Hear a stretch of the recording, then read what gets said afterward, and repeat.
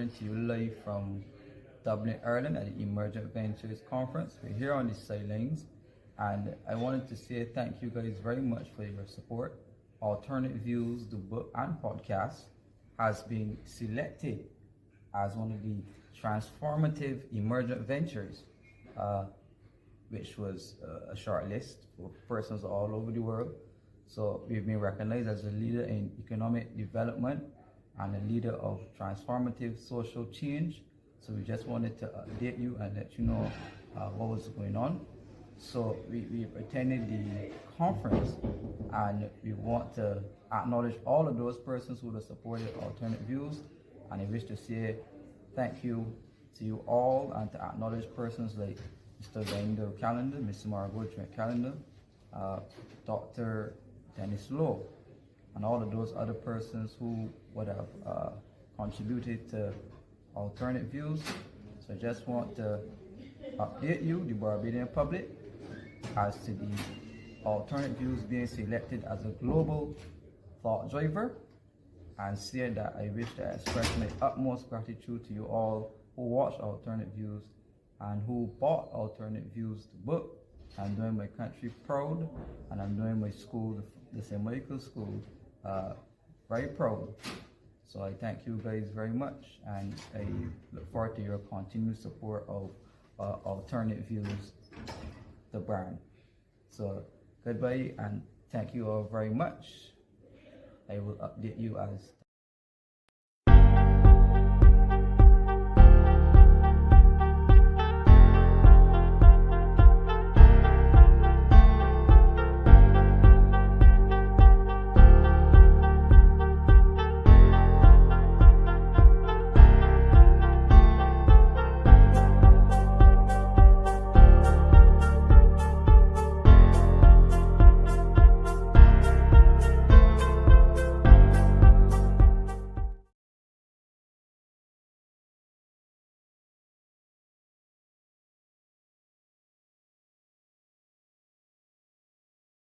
Good night and welcome to Alternate Views. Yet another Thursday, the 12th of September 2024. I want to welcome you all to this evening's program. I am your host, Kemar Stuart, and as you know, we report to you the world at large every Thursday at 7 p.m. Sponsored by Stuart and Perkins, and as you know, endorsed by the Caribbean Progress Studies Institute. And we welcome you all. We have some early Patron supporters. FX Trading saying pleasant good evening to Kemar and guests. Marcia is saying good evening, Kemar and alternate viewers. We say good evening to you as well. Lemuel Tell, welcome to Alternate Views. Very good to have you in tonight, sir. Rhonda Paris, welcome, Rhonda. Good to have you on tonight, Alternate Views. We hope you had a good Thursday today. Heath, yeah, welcome. Keep his teeth, they saying. Good evening to everyone. Keep up the good work, Mr. Short. Thank you very much, Heath. It's my honor to do whatever I do. Sugar Cane is saying good night, Kemar. Continue to keep us informed. So thank you very much, Sugar Cane, the early loyal patron supporters. Thank you very much. As you know, since last week and the week before that, I had, he's not a guest anymore, but a co-host. He is. He's a co-host. He's no longer a guest. So let us welcome our stellar performer, coming in at a weight of 295 pounds, hailing all the way from St. Michael. Let us get in the ring tonight, Mr. That's always done on WWE, Mr. Ramon Goodman. So come on in, Ramon. Let us welcome you. Let us get you in on the program earlier. Good night to you, Sure, sir. sure. Good night, sir. I hope all is well. Glad to hear and see the viewers. Uh, Hope you guys having a fantastic. Well, you had a fantastic day, and you're having a fantastic night. All about alternate views. All about alternate views. You, the viewers, you make it happen. You, the viewers, you make it happen. Love every Thursday night. Come on here and share our views, and you share your views as well too. It has been an absolute pleasure and a blessing. Keep the views coming, keep them coming. Don't stop. Constructively criticize if you have to. That is how you learn. And let me move forward all the time. But it's a pleasure, absolute pleasure, Kimar, to be here and continue to be here. Yes, well, thank you for your introduction, Ramon. The pleasure is all mine. I'm sure the pleasure is all the viewers as well. Um, they are very glad to see a young person like yourself coming on, not being scared, and rejecting what the populace has to offer to young people. So trust me, they're glad to have you. So Sounds good. let let's acknowledge, sorry, let's acknowledge some patrons, some alternate viewers. We have Sensi King Herbalist. Welcome, Sensi King. Good to have you. We have Corrupt Government, always present and with us, saying with all the knowledge of all the things wrong with the Barbados economy, what is being done, especially with our food security. I mean, when is seriousness going to be applied? That's a very good question, one of which we might get to on a future show. Come on, For sure. food Sure. security and agriculture. Um, Sure. Marcia is saying good evening, Ramon. Good to see you again. Good evening, Marcia. Good evening. Pleasure is all my pleasure. Love it. Monica Boxhill, Tamika Harper is saying good night to Kimar Ramon. Good night to all. Kimar, you like jokes. Yeah, that's what it's all about. In all of the seriousness, Yeah, you have to have a light moment, and that's what we're all about on alternate views. sure. Um, Certified Sugars is saying good night, Kimar. Keep the whip cracking down the back. Yeah, sounds a bit like the slave master, So I don't know if I, yeah, yeah, yeah. But thank you, Romeo Hinkson. Good night to you, Romeo, and thank you very much for tuning in. Charlene Clark, good night. Charlene is saying blessings, Kimar and Ramon. Bless and love to you too, Geraldine, for sure. For sure, sure, sure. Yeah, man. Yes. So we're gonna jump right in, Ramon, to this evening's discussion. Yes. And as always, we start with a quote from Alternate Views, the book.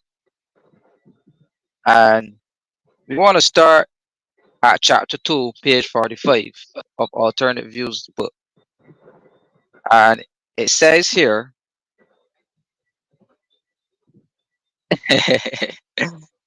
eh, Ramon, we have a joke coming in from Christopher Harris. Christopher who asked you tough questions last time. Yeah, Uh, for sure.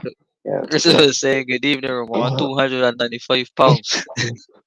Fella really enjoying the 4.5% economic growth. Mm, mm, Yeah, yeah, yeah. So you gotta mm. teach us. You gotta teach us how. Yeah. But as we were going, we were saying here that in Alternative Views Chapter 2 about Barbados's agreement to enter the International Monetary Fund program. Right? So page 45 goes as saying, immediately after taking office, Barbados announced its intention to enter an IMF program. And on June 1st, Managing Director Christine Lagarde made the following comments. As announced, the court, I should say Ms. Lagarde, As announced by Prime Minister Motley earlier today, the Barbados economy has been going through significant challenges for some years.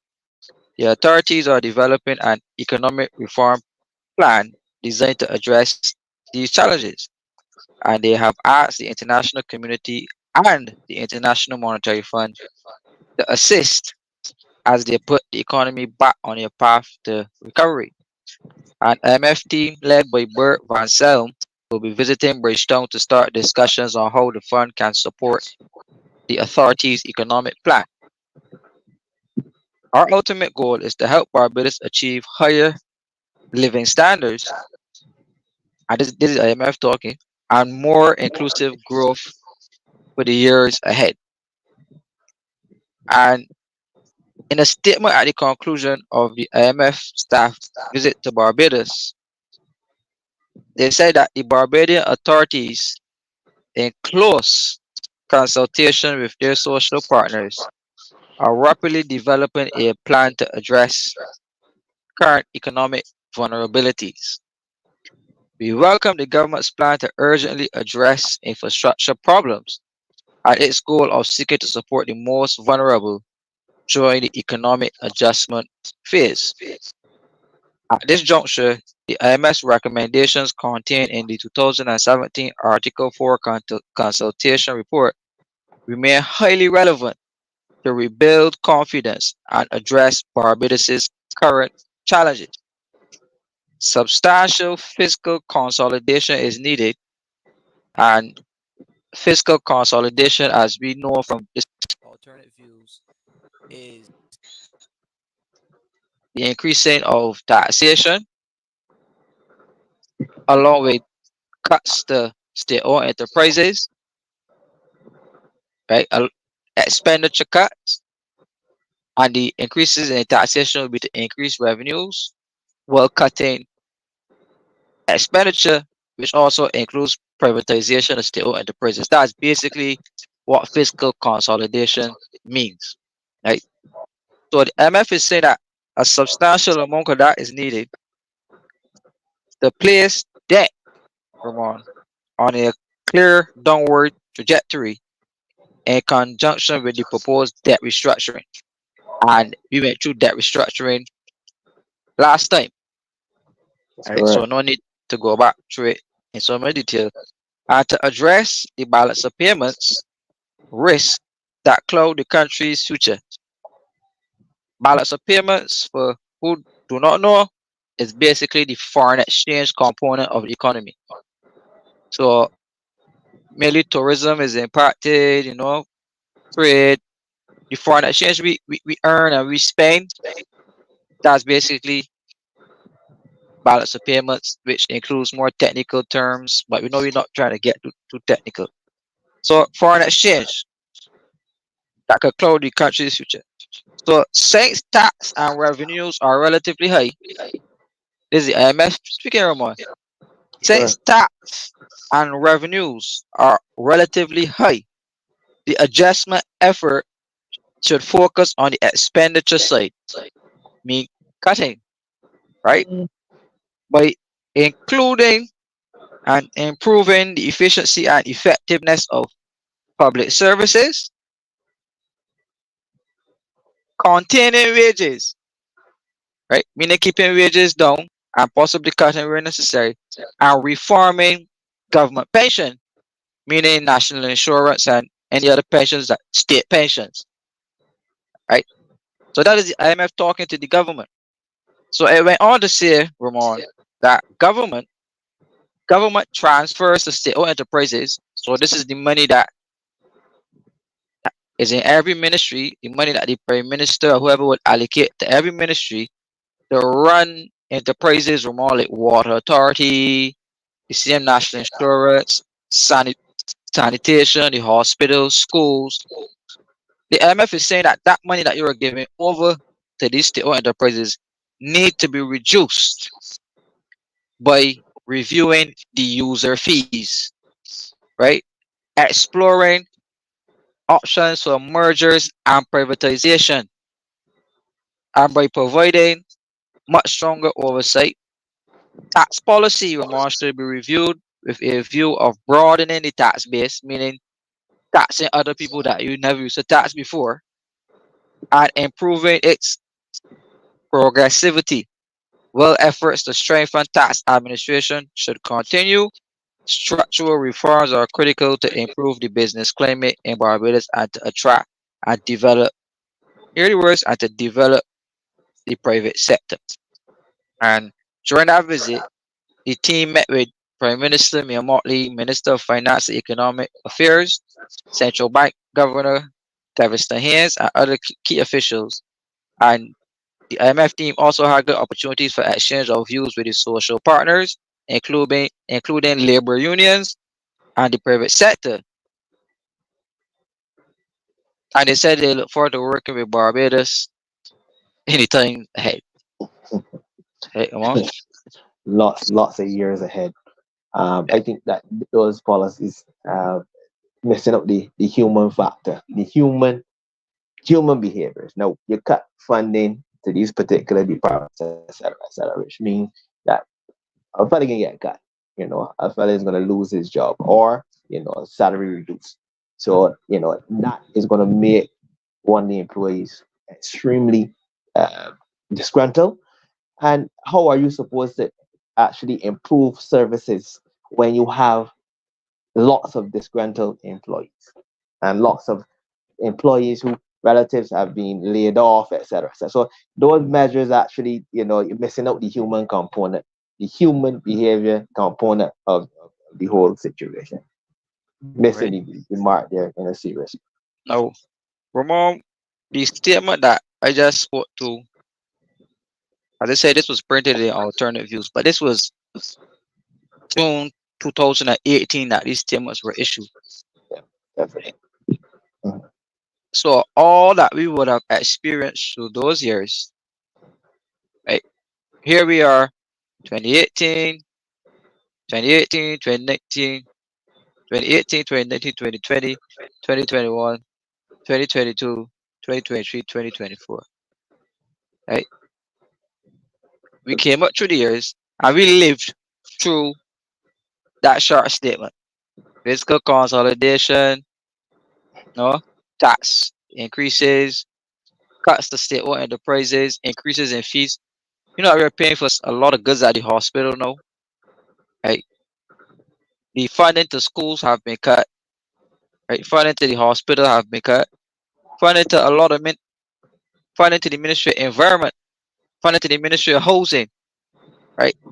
So you can see, Ramon, and agreeing with you that the Yeah, people element and the social element is correct. not being considered through the IMF program. It comes across mainly as a exercise to balance the books in agreement with the IMF in order to continue drawing down on the money.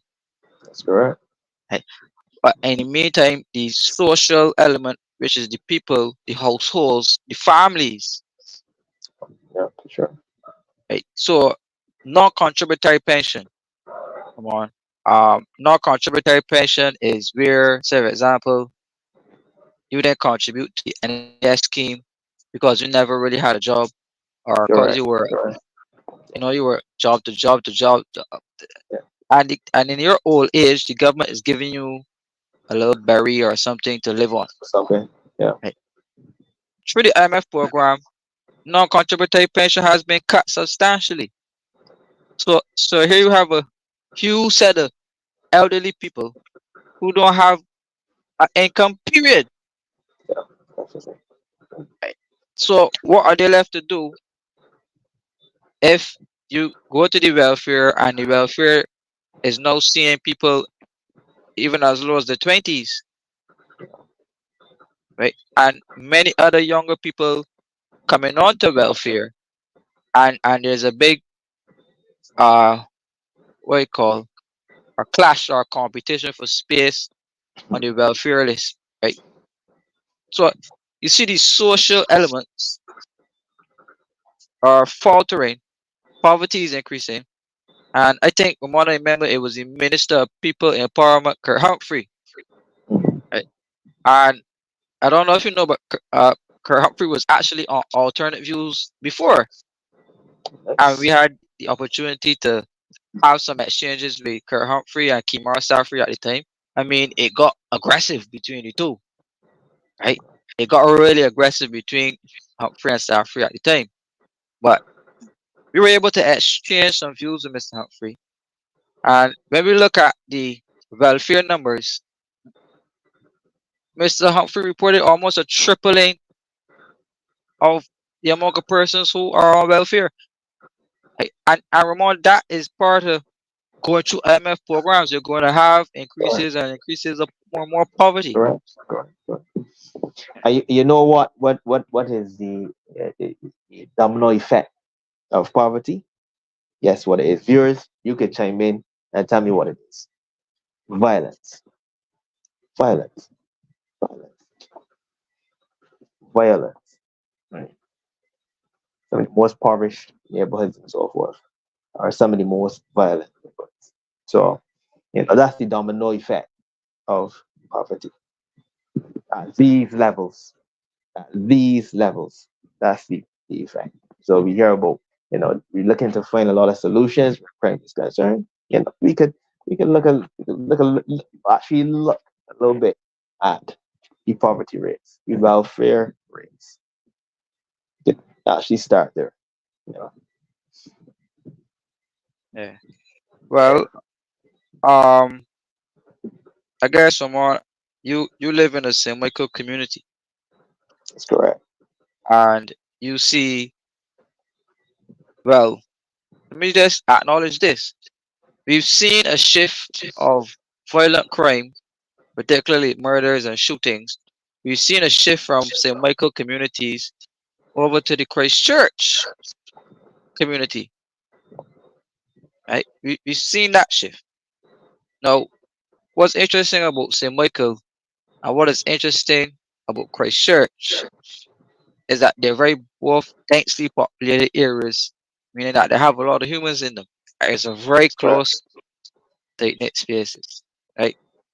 And when you have increases in poverty and you have less economic opportunity, and these circumstances will create the scenarios that you're speaking about in That's correct. terms of crime. So, is it safe to say, based off your opinion, that the state of the economy and how available opportunity is for, say, for example, the perpetrators of these crimes, um, in a more buoyant, vibrant economy, would you assume that crime will be lower? Oh, definitely. There's some correlation between, as I said before, poverty and crime. There's a correlation, no doubt about it. There's the analogy of crabs in a barrel. And everybody's looking to claw and get to the top of this barrel. Right? So a fella is going to be offended, and a fella is going to feel disrespected, and as everybody wants to be at the top of this barrel. So especially there are actually limited resources as well. If there's limited resources, what do you think can happen if you see an animal or a group of animals, and there's one piece, say, let me see, one piece of meat. What do you think can happen? It's got all especially if you're hungry as well. If the animal is actually hungry, you got a whole big lot of fight, a gargantuan set of fight out there. So a lot of people are angry because a lot of people are hungry. So there is a correlation for sure. Fair enough, fair enough. Well, we established the context of the IMF. We established context of how I would say the straight jacket is impacting on the country socially. Right? And then when we look through the social lens, then you put the point on the table about creation of crime. Or I would say the creation of the conditions for crime to happen. That's correct. Right? Now, Tamika Harper is saying something very important here, and it says that these so-called help isn't helping you up. The so-called help isn't helping you up. It's helping you down. All these cuts will break down the society, and I'm assuming that she means the cuts from the IMF program. Okay. So it's actually the cutting is making it more leaner, spending less money, etc., etc., etc. So the person is correct. Tamika is correct. Hey, um, Ramon, I'm trying to get a article on the screen. So in the meantime, I get an article on the screen. If you want to address and say good evening to all of the viewers who showed us out. I think the last person that we spoke about was Christopher Harris. That's So correct. just let me say good night to Mr. Angel as she's from St. John. All right. And St. John is my community, right? St. Mm-hmm. John is my community. So It's nice, let me nice, just nice. pick her up, and you can, you know,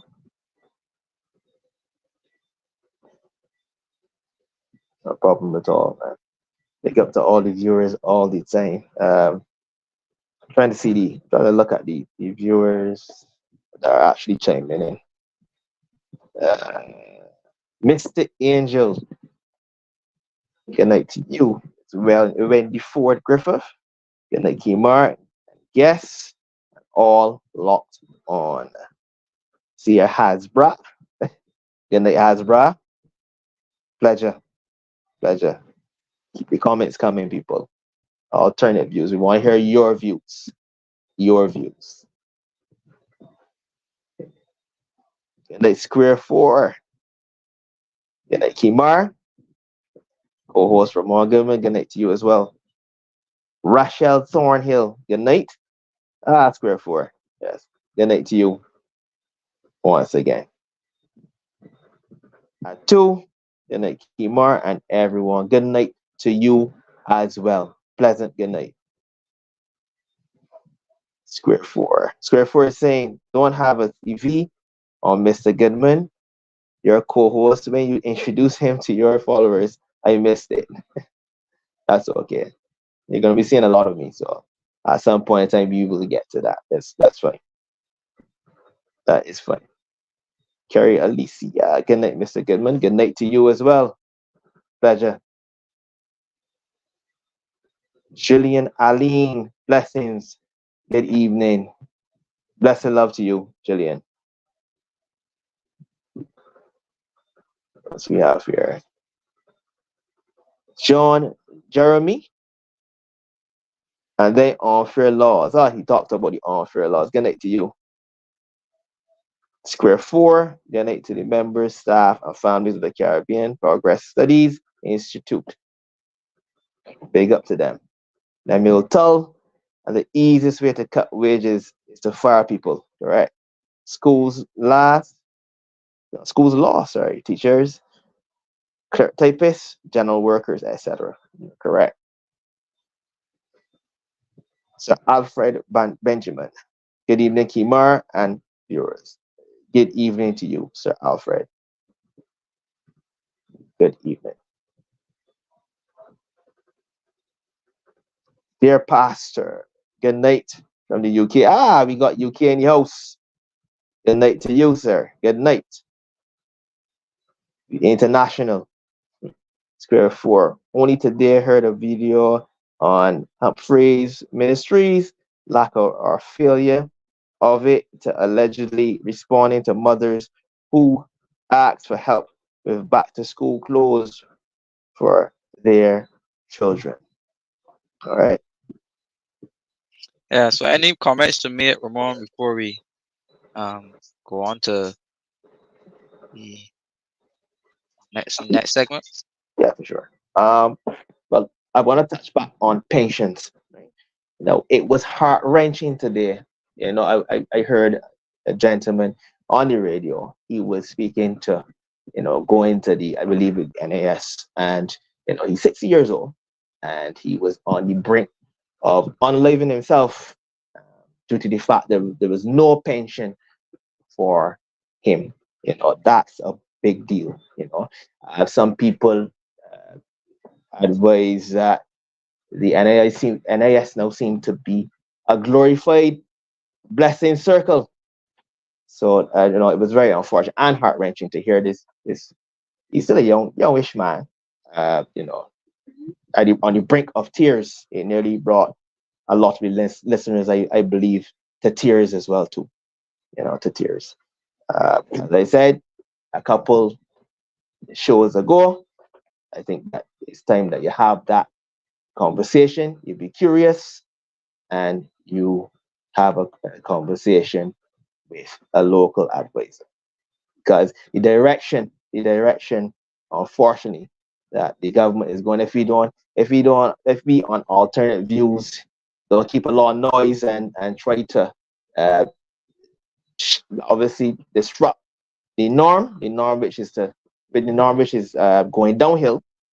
We can find ourselves in some challenges. So, as I said, um, you know, and I repeat, find a local advisor and have a conversation. Yeah. That's about it. Yeah, man. Yeah. So here you have it. Ramon is the plug. No. Yeah, So if you interested, talk to Ramon, and see what comes with that conversation. that's So correct. as we move on to the next segment, um, we establish again the BERT plan and the IMF plan for Barbados. So we know for a fact that we are in the IMF program, and we have been in the IMF program since 2018. Right. So IMF programs usually last 3 years, but Barbados has signed two IMF programs in quick succession. Right, and nobody seems to want to comment on the fact that Barbados um, has been under austerity measures for so long. Right. So as part of the austerity measures, right, um, there was a committee set up to monitor the IMF program on Barbados. To monitor the IMF program on Barbados, and it's called the BERT Monitoring Committee. So we're going to put that up on the screen, Ramon, um, that everybody can see. So you can see it clearly here, right, Ramon? That's correct. Yes. Hopefully the viewers can see as well too. I can see Yes. clearly. Yes. Right. So it says here, this is the International Business Unit, and we can see the Prime Minister. It says that an independent subcommittee has been set up within the social partnership to monitor government's performance with regards to attaining the targets under the BERT plan. Right, this is the IMF plan. And the disclosure came today from Prime Minister Miyamoti, who said the chair who said the, who said the co-chairs of the BERT Monitoring Committee were the chairman of the Private Sector Association, Edward Clark at the time, and General Secretary of the Barbados Workers Union, Senator Tony Moore. And as we know, Tony Moore is an MP in the government. Mm, And he said she further disclosed that this subcommittee will be made up of 3 persons from each labor union. I don't know if they extended that invitation to Caswell Franklin's Unity Workers Union, which I doubt they did, and the private sector, as well as an independent representative from the Barbados Creditors Group. Motley said government would not form part of the committee, as the work of the committee will be to monitor government's performance under the BERT program, and this subcommittee, she stated, will report to the full social partnership and to the public of Barbados. The Prime Minister added that the subcommittee will begin meeting from mid-November, and this was published, as you can see here, October 11th, 2018. Right? So we were supposed to have a watchdog, right, Ramon, for this BERT plan. No, let me just right. So let me just take that off for a minute and read chapter 5 now, Ramon. Chapter 5 of alternate views again and I'm on page 87. And it says here the BERT Monitoring Committee. So this is the same committee that we're speaking about, right? Yeah. Mm-hmm. It says current challenging economic circumstances mean that the government faces a significant challenge to meet its targets under the BERT plan, right? This concern was raised by the BERT Monitoring Committee yesterday in its 11th public report, because alternate views was published in the year of election 2022, right? So it said that this concern was raised by the BERT Monitoring Committee about Barbados' ability to meet IMF targets, right? It says that this Social Partnership Economic Committee was also indicated the need for Barbados's job rates to increase at the time so that businesses could do whatever. That's garbage anyway. But the BERT committee, which comprises of members, turning the page here, the BERT monitoring committee, which comprises of members of the private sector, trade union movement, and the creditors, reported on government's 11th set of targets under the IMF program. And the sixth IMF review stated that the Barbados economy continues to make good progress in implementing its comprehensive economic reform program, but faces economic challenges owing to the global pandemic. International reserves have increased to US 1.4 billion. This and a successful public debt restructuring have assisted to rebuild confidence in Barbados. Right? This is the BERT Monitoring Committee talking.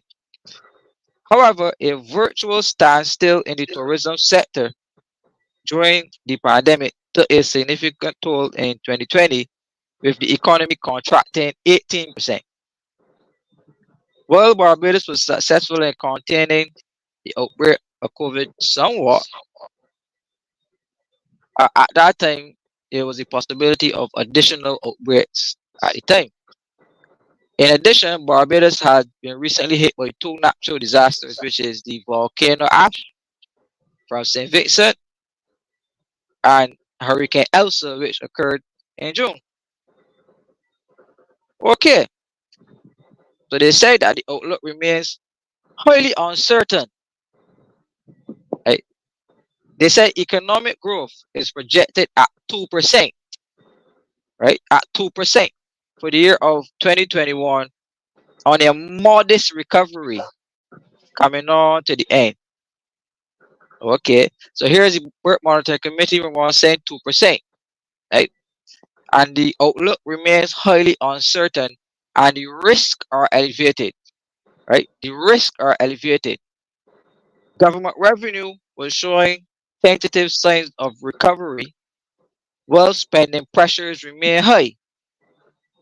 Prior to the pandemic, the government met the surplus target, as we discussed on the program before, of this 6%, right? But the impact of the pandemic on government finances reduced the primary balance from 6% to a negative 1%, right? So here you have a drop, Ramon, from 6.5% surplus to having a negative or -1 target, right? Which shows you the amount of leeway or the amount of money that government had to spend, right? For having the 6.5% over those couple of years. You see the amount of leeway and money that the government had to spend, right? But then it went on to say that the authorities are targeting a similar deficit for the next year, which would have been 2021, 2022, and tourism numbers were still well below normal levels. Additional spending relating to the volcano and ash impacted on government financing. and the authorities are expected to resume the fiscal consolidation required to achieving long-term fiscal targets into 2023. Right? I can pause there and let us discuss that part before we go into what else the BERT Monitoring Committee was telling the government about. But I can tell you what stood out to me quickly, Ramon, and then you could chime in. But it says here that the outlook remains highly uncertain and that the risks remain elevated. Right? So you have 6.5% revenues in surplus. All of a sudden, you don't going to meet that target no more. You're going to meet a -1, right? Which means that all the money that was coming in, you hardly way to spend in the Barbados economy, right? But I get asked the question again: did anybody in Barbados do an audit, or anybody in Barbados calling for audit of government finances during COVID? I can remember. Like from what I can Uh-uh. remember. No, no, no. And and Kimar, one of the other things that actually I cemented in my mind right now is actually members. One of the members of the of that same board. There isn't a conflict interest there. That's the question I asked, and that's one of the things that actually stuck out. Uh, Right. stood out. She said that no member of the government would be part of the committee. So what was Tony Moore? But that's the first thing that hit me like a ton of bricks. That is very contentious, to say the least. They're very contentious. But anyhow, I don't know how much how much of an unbiased report would come out of one of the members, at least one of the members of that board. So, that's one of the things that really, really struck me like a ton of bricks, to be honest with you. Right. So how does the head of a labor union, right, Tony Moore? I've always thought that, for lack of a better word, that Tony Moore sold out the people of Barbados. Um, that's just my observation of watching trade union, how trade unions operate, and how she operated. Um, I spoke to that as well in alternate views in the introduction and part of the background, and I would have observed that if you guys remember the 2008 to 2018 period, we had the economic recession at the time. Um, there was a lot of turmoil going on in the economy. Obviously, VAT went up from 15% to 17.5% at the time. Bus fares increased from from I think it was $1.50 to $2. Excise tax went up at the time. Um, but still, children got free bus fares for school. There was free summer camps. There were increases in welfare grants. There were increases in pensions at the time, and there was a free textbook loan scheme for primary schools. Right now, I don't know if you have any primary school children around you, Ramon, but the cost of primary school books is up through the roof. Up to the roof, yeah. Right, Yeah.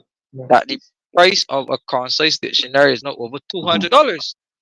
Jeez. That So, secondary school, that was what secondary school prices there, boy, or right, even tertiary education prices, to be honest with you. So, that is something else for you. That yeah, is something else for you, boy. Yeah, right. So, that's something so for you.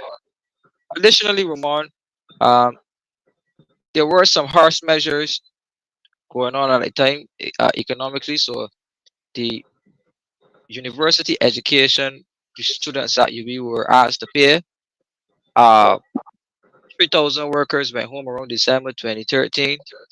And as you know, the opposition leader at the time, who's the current prime minister, would have been doing all of the marches, all of the protests, you know, Yeah. speaking in parliament, um, votes on no confidence, petitions, parliamentary walkout. But what was most interesting about that time, Ramon? Any political scientist or any observer of politics, any professor of political economy, like Professor Don Marshall, or even Devron Bruce, or even Peter Wickham, George Bell, any of the political, Cynthia Barrow, any of the political analysts or scientists, if you look at what happened during that time, you had a merger of the labor class, which are the workers, and the business class, which is the owners of the capital, the business owners, right? So the workers and the business owners and the politicians, meaning the opposition, teamed up for a convenient marriage to protest against a sitting government at the time, right? So any political analyst will determine a marriage of convenience, yes, right? A marriage of convenience, yes. Um, and there was a specific political term that is referred to, but it's not coming to mind. But it's gonna come back. But at the head of those protests and the merger of the labor unions, right, was the National Union of Public Workers, which is McDowell, Tony Moore, which is who's now in Parliament for the government, right? And you had all of the unions teaming up, marching, whatever. And part of the request, right? Part of the request for these unions was to have a 23% wage increase, right? I don't know if you remember that, but I the remember the unions, yeah, I did. Yes, I sorry, go remember ahead. that. No, I remember that Yeah. definitely. I remember So, that for sure. Yeah, right. So the union, I remember we were not in the IMF program at the time. that We is were correct. not in the IMF program at the time. So the unions wanted a 23% increase, and I believe that they were offered 12, right? They were offered 12 and they rejected that offer of 12, That is correct. right?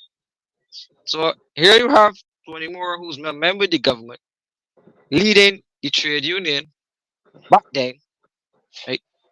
I want you Rejecting, to because the figures they're gonna mention now, because I know what line you're going down. The figures I want you to repeat the figures there. right? I know what line you're going down. Go ahead. Repeat the figures there for the viewers. Make sure it's loud and clear. Because I know what line you're going down. Go ahead. Right. So the unions wanted a 23% increase, 23, correct? right? Tony Moore, the woman who was the head of the BERT Monitoring Committee reporting on the IMF program, who's a member of parliament right now for the BLP in St. George North, Correct. Two right? three, right? That's 2-3, correct? Yes, Yeah, 23%. 2-3. 2-3. Go ahead. Yeah. As far as I can recollect, the Front Stuart administration offered them 12%, 1, 2, 12. right? 12%. Yeah, That was rejected outright by the trade unions or the trade union movement at the time, right? that's correct. 23, 12. That's a difference of what? That's 11. That's correct. I'm correct. 11%. So when the government changed now, Yes. Mhm. right? The government they offered to the unions a salary increase of 4%. That's 4. That's the number after 3. That's correct. Right? 4%. Right? As opposed to the 4%. 12. Okay. Yeah, as opposed to the 12. All right. And they All right. accepted this 4% as gold, manna from heaven. That's correct. That is correct. That's correct. It was very important that you lay out those figures, huh? Very, very important to lay out those figures because that is why I asked you to actually just make sure you lay out those figures correctly. And I remember that. like it was yesterday. Yes, Kemar, for sure. So it was so shameful that the prime minister they had to say, man, look, 4%, man, I can't make one look that bad. I don't want more percent and make it 5. And that is what they accepted. 5%, but they outwardly rejected 12. Demanded 23, but then they were offered by the new prime minister to accept 4%, and they accepted it. Right? So an individual like Tony Moore will forever have a conflict with because of actions like that. Right? I But think the two roles should be separate and distinct.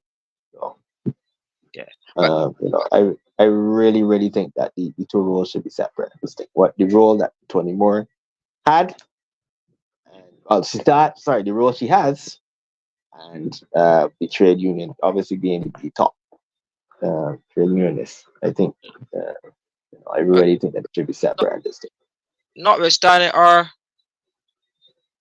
parliamentary history, we had trade union leaders sitting on in both administrations. So it was not just a BLP thing, We probably young, so we seeing this, but it happened traditionally over years where the heads of trade unions participate. They had people like Robert, Bobby Morris, and uh, Sir Roy, and those type of uh, Mr. Graves, and so we had it. So notwithstanding the offers and the salary, but this all connects back to the performance of the economy, right? The performance of the economy and how the different players and the actions of these different players can lead us basically right into the arms of the IMF. So the former Minister of Finance, well, before I get into that, I found the term. The former Prime Minister, Endorsed Stuart, described the scenario where the unions and the workers and the business class, he called that level of fear and that scenario when lambs lay down with lions. Right? When lambs lay down with lions, somebody can get eat, right? Somebody can get eat, and it for sure will not be the lion. He called it. He gave it that description.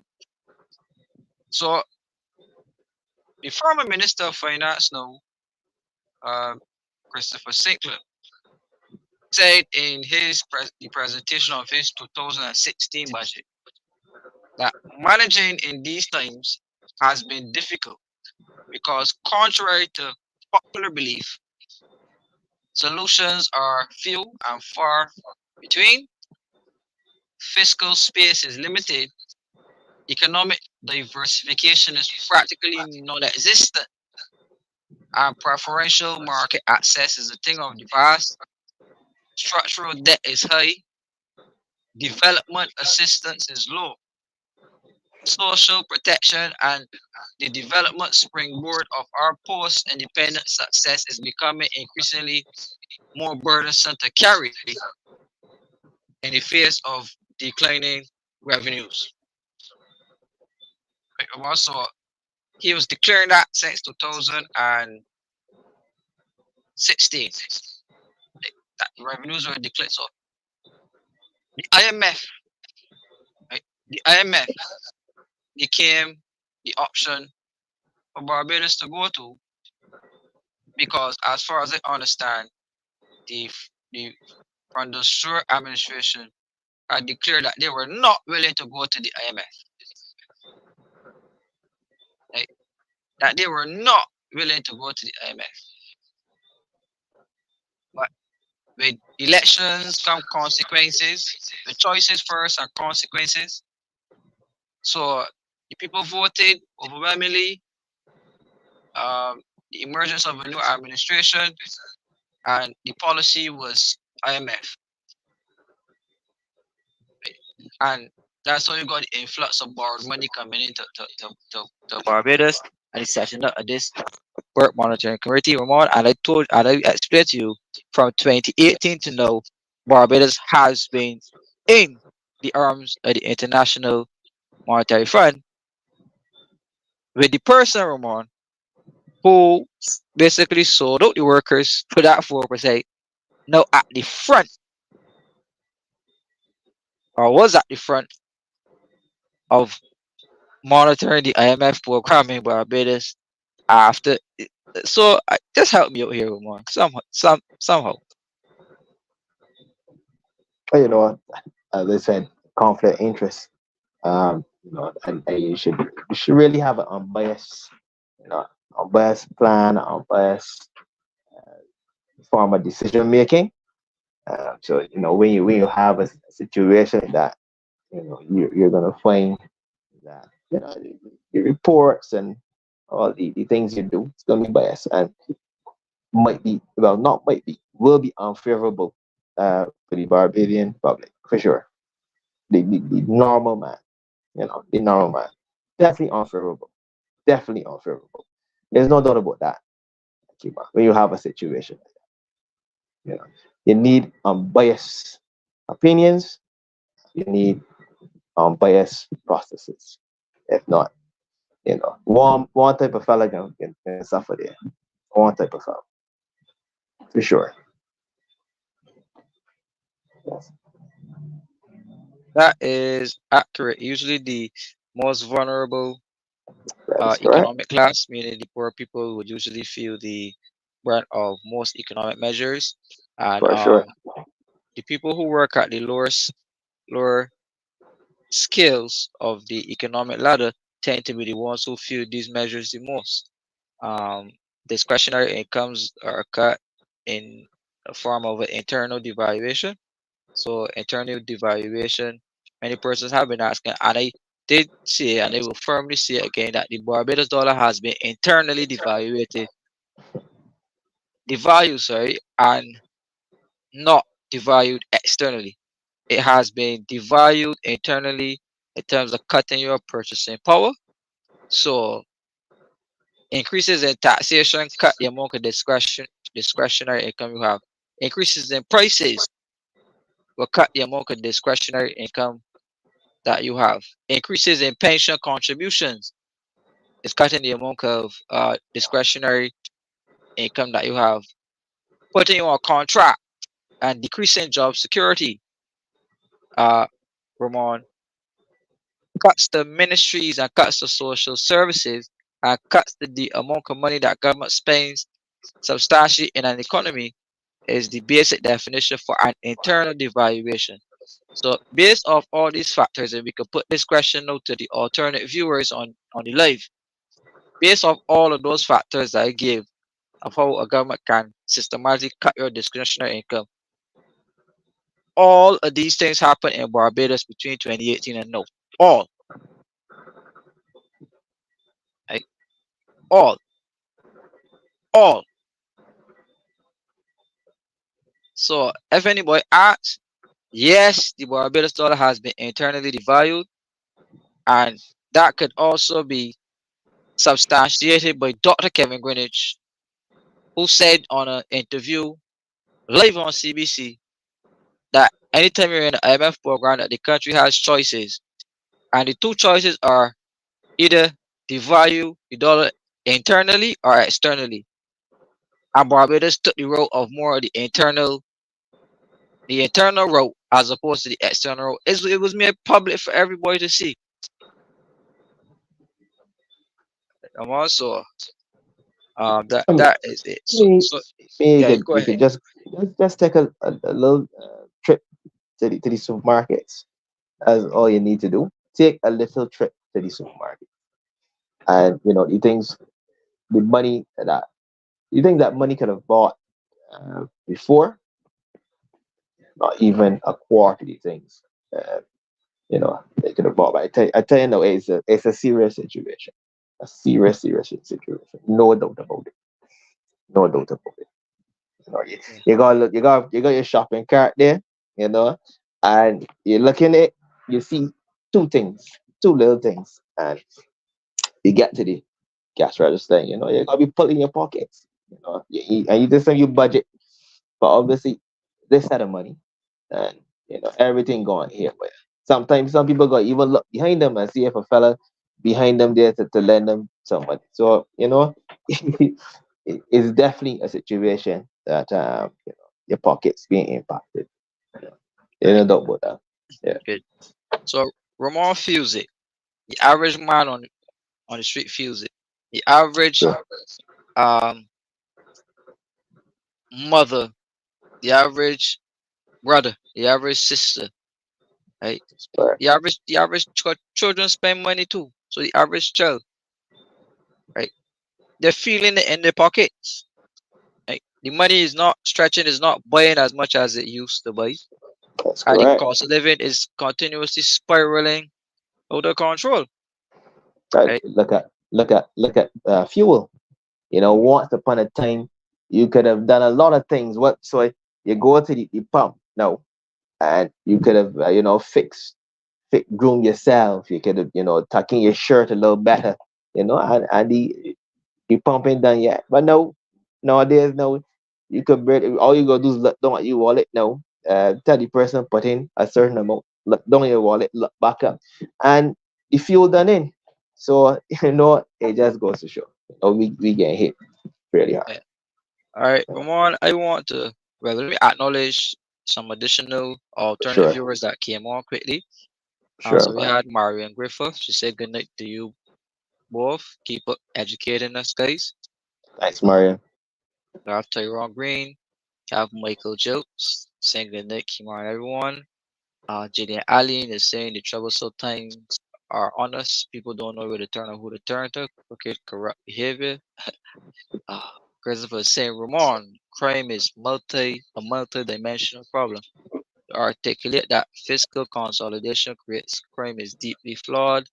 What about the responsibility of parents, churches, schools, and communities? Come on, I don't think that's the point that Ramon There you go. All right. I said that made. that's one of the factors. One of the factors, you know, and there is a correlation. I never said that's the ultimate correlation. There is a correlation between poverty and crime. You know, I didn't blanket it, Christopher.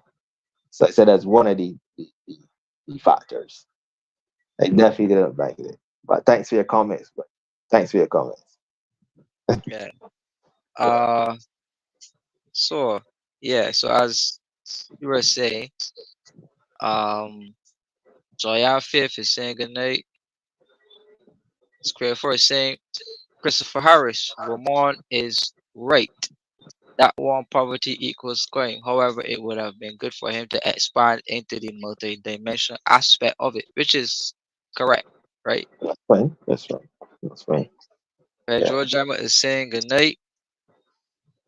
Um, Greetings. Lemuel Tell saying that wasn't a marriage, that was a live with. Right. To the fan is saying good night. Uh,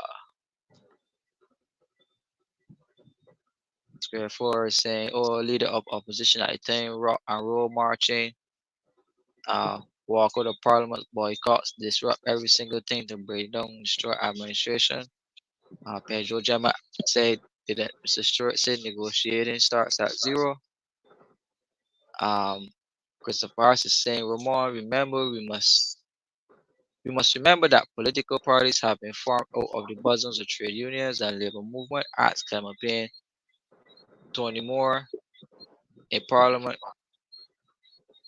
What we saying can't be advantageous to workers. What we saying can't. um, Stephen That's what we Pollard need. is That's what we need. Somebody in the middle, Christopher. That's right. Steve. Stephen Pollard is saying Tony Moore is fighting for the martial class instead of the working class. Oh boy. Square Four is saying never in the history of the union's bargaining powers had they known unions had asked for 23%. It was a deliberate ploy by the then head of the NUPW to ask for that high percentage of wage increase. Um, Christopher again is saying, Ramon, Just look at the recent legislation on concessions to hotels, which can be strict if basic standards of employment are not met. This is for the employee, the ordinary man. Gee, Uh, Lemuel said when it comes to negotiations, people like Frank Walker, Bobby Morris, and others did not let political affiliation cloud their uh, cynical objective. Uh, right. Uh, yeah. So Square 4 said, yes, Kimura, I was going to post what you're saying. The people at the bottom of the wages and salary scale are the ones who suffers. Sean Cool. Welcome, Sean Cool. He's saying sales of ramen gone up as well. People can hardly afford food. That's Um, that's a good go-to food there, boy. So once that gone up, it's pure challenges. No doubt about it. No doubt about it. Pedro. So that was Pedro. Who was it that said that? Square 4 said, and Yeah, prices it's pure for it.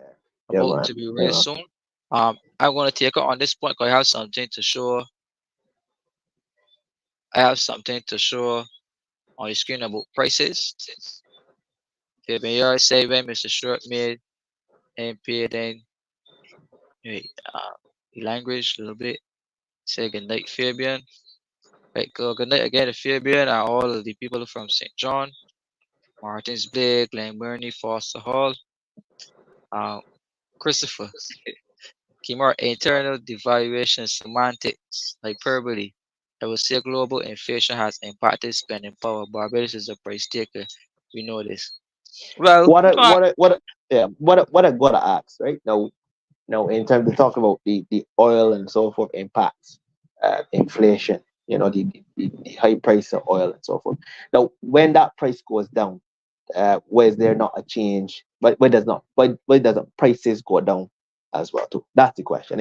It might be technical and so forth, but that is something that I want one of the viewers or yourself, Keyboard, to answer. So, so the high price of oil uh, causes high prices, right? So when now the price of the oil goes down, shouldn't the prices of the normal goods go down as well? So that's the question I got asked. I know it's technical, it's not that simple, but obviously it'd be nice to know for sure. yeah. Well, mm, but Christopher knows exactly what we're speaking about, and he knows that our point is directly on target. But uh, he knows that we've been internally divided. I will get the video for him and play at some point in time with the governor of the central by saying it, so he doesn't have to take my word. But I gonna put it up for him, just for him. Uh, Marcia said it ain't like how it used to. Hey, Lemuel said the first big strike I can remember took place when the DLP was in office, and the first protest he attended was against Mr. Barrow's government. Um, Jefferson Sobers is saying good night, Kimura and co-partner Ramon. Or Um, Jefferson, and I Square Four said the country has reached the debt cliff. We have Catherine Stewart saying good night, Kimura. Um, Thank you very much and glad for tuning in. Pedro Gemma said we paid a 40% increase and then went to the IMF. Um, Sandra Brewster is saying good night. Uh, Pedro said to you the new Green Deal, Ramon. And Camillus Lewis is saying good night. Oh, Camillus, good to see you. Um, Thank you for tuning in and we'll chat soon. Um, yeah, so I want to show you something here, Ramon, and then we could, you know, conversate once again. sure. But I have something here that you guys are going to need to see. And this is the point that was made about prices, right? About prices. Now, remember, to tackle the high prices and the high cost of living. And I hope Christopher watching this. To tackle high prices and the high cost of living during COVID, the government set up what you call a prices compact. Right? A prices compact. And this prices compact was a deal with the private sector to, you know, keep down the cost of certain goods because everything was going through the roof. Inflation in Barbados was sky high, Ramon, and many goods were being priced through the hands of people. So the government comes up with this prices compact. So let me just scroll in for a statement that was published today. Right, a statement that was published today, the 12th of September, 2024. And it says that the social compact introduced by government and the Barbados Chamber of Commerce and Industry will not be reintroduced despite concerns about the rising cost of food. The Barbados Chamber of Commerce and Industry President James Clark said that they played their part when the compact was introduced 2 years ago. However, following the renewal of the agreement, a poll was conducted and retailers said it was not sustainable, signaling an end to the prices compact. Mr. Clark says the chamber is working with the hopes of improving prices. And here is Mr. Clark. Now, let me play what he's saying here. The private sector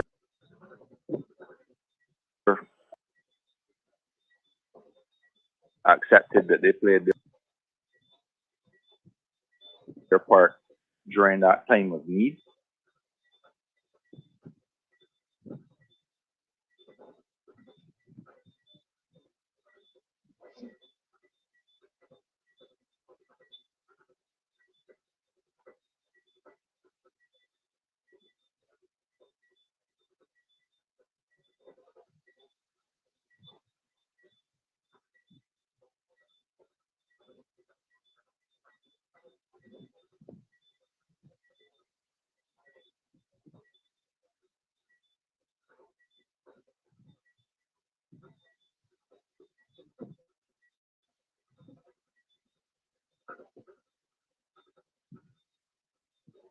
Sorry, Kemar, I actually can't hear you.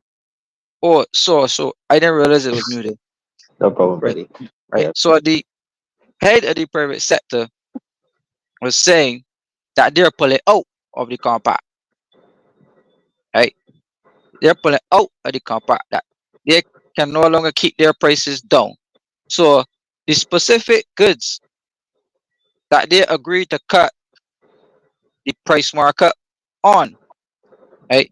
The goods that they agreed to cut the prices on, they can no longer sustain that, and they have to increase the prices to reflect probably input costs or revenue targets for their organizations, whatever.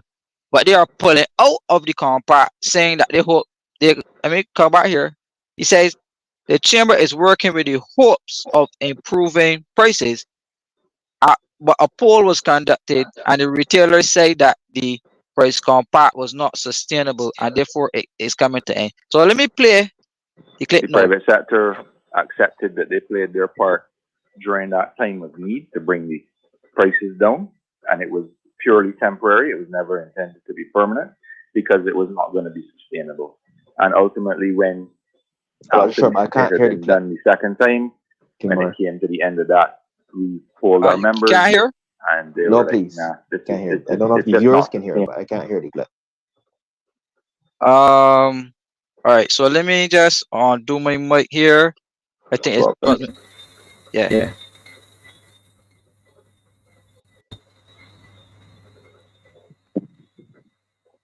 Sustainable.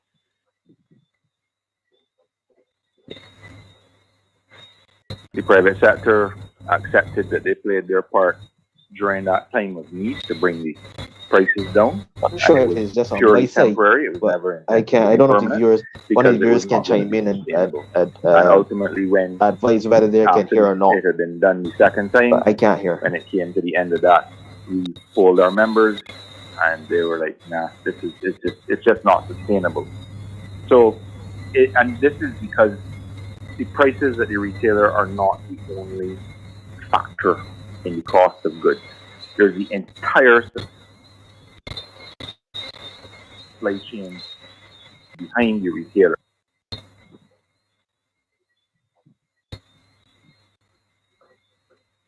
The more people say that they're hearing it, And that is where Might be having some technical difficulties. yeah, I'm gonna start over one more time.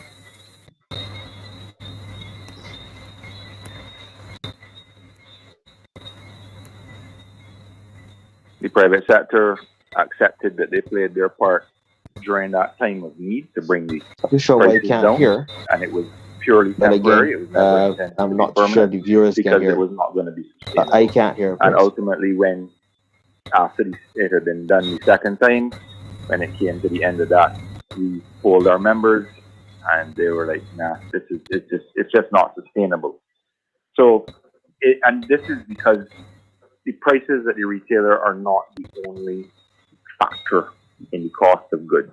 There's the entire supply chain behind the retailer, and that Can't is hear, where Kemar. the focus needs to be on.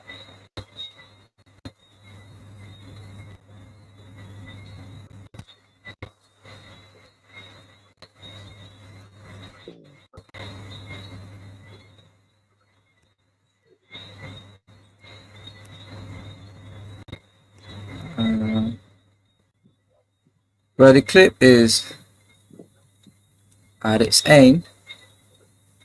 You said you could not hear a thing, Ramon.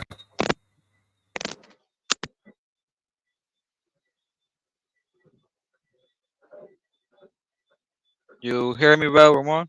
I can hear you now, but I didn't hear any of the clip, unfortunately. I'm not too sure if the viewers would have actually heard the clip, but I wasn't able to. The viewers are saying that they heard Okay. Okay. loud and clear. So that was probably on your end. They don't know what has happened here, but basically, the script that I read for you about the private sector Yes. not renewing the protocol, right? Which is keeping the prices down. The social compact. So all of the alternate viewers would have listened to the chairman of the Chamber of Commerce basically saying that they can no longer sustain keeping prices down. Right? That the retail price of a good is not the only thing that goes into the price, and they have to increase prices to reflect other inputs. And that is the same point that we were making. Right? So people have to brace for further price increases to come. Right? People have to brace for further price increases to come based off this statement alone that we can no longer sustain keeping our prices down in agreement with how the government wanted it in terms of the incomes and, well, not income, but prices, this social compact. So if price increases and when we're facing them, what are your thoughts?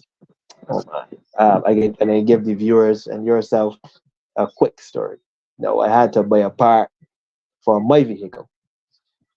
I called a particular establishment.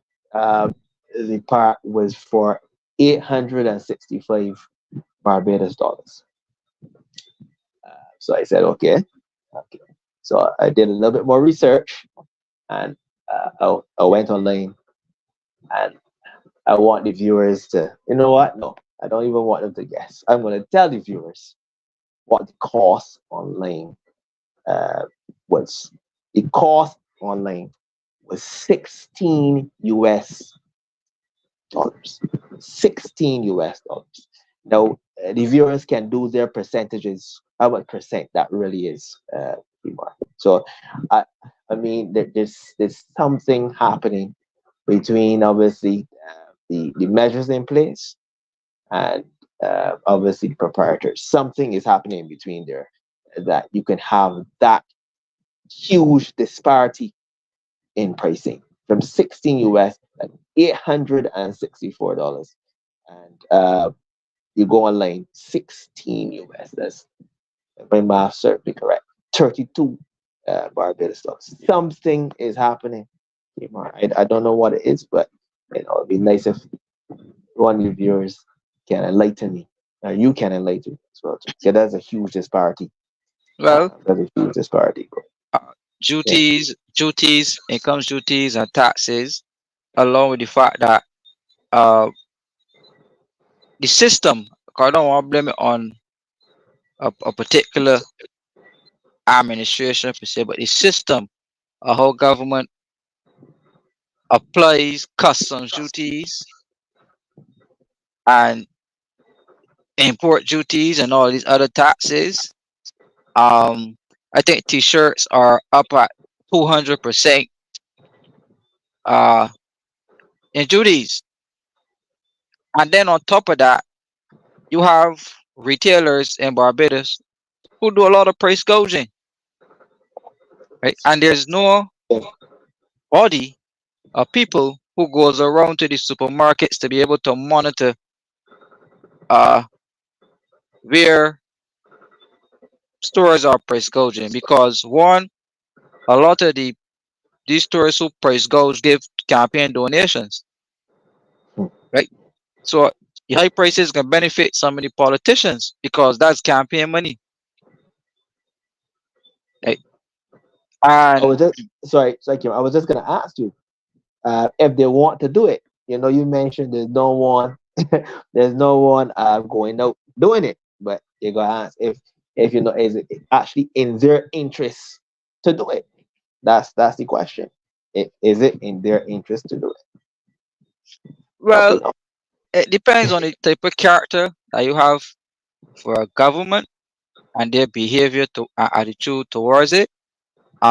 Like I said, the merchants and the larger players here are allowed to run on check, and sometimes they are allowed to corrupt the system because it benefits our higher officials, right? So if large importers could get massive reductions in import fees and duties and taxes because you're connected to a politician or you're connected to somebody, uh when it comes to campaign financing, if you let me through customs for a cheap price, when we sell off the goods, you get campaign donations, right? um Also, a lot of people in high positions are also operating in the black market as well, so they own some of these businesses, of course, so they will want to cut profits on their own pockets, right? The major, that is on the micro level, but on the macro level, no.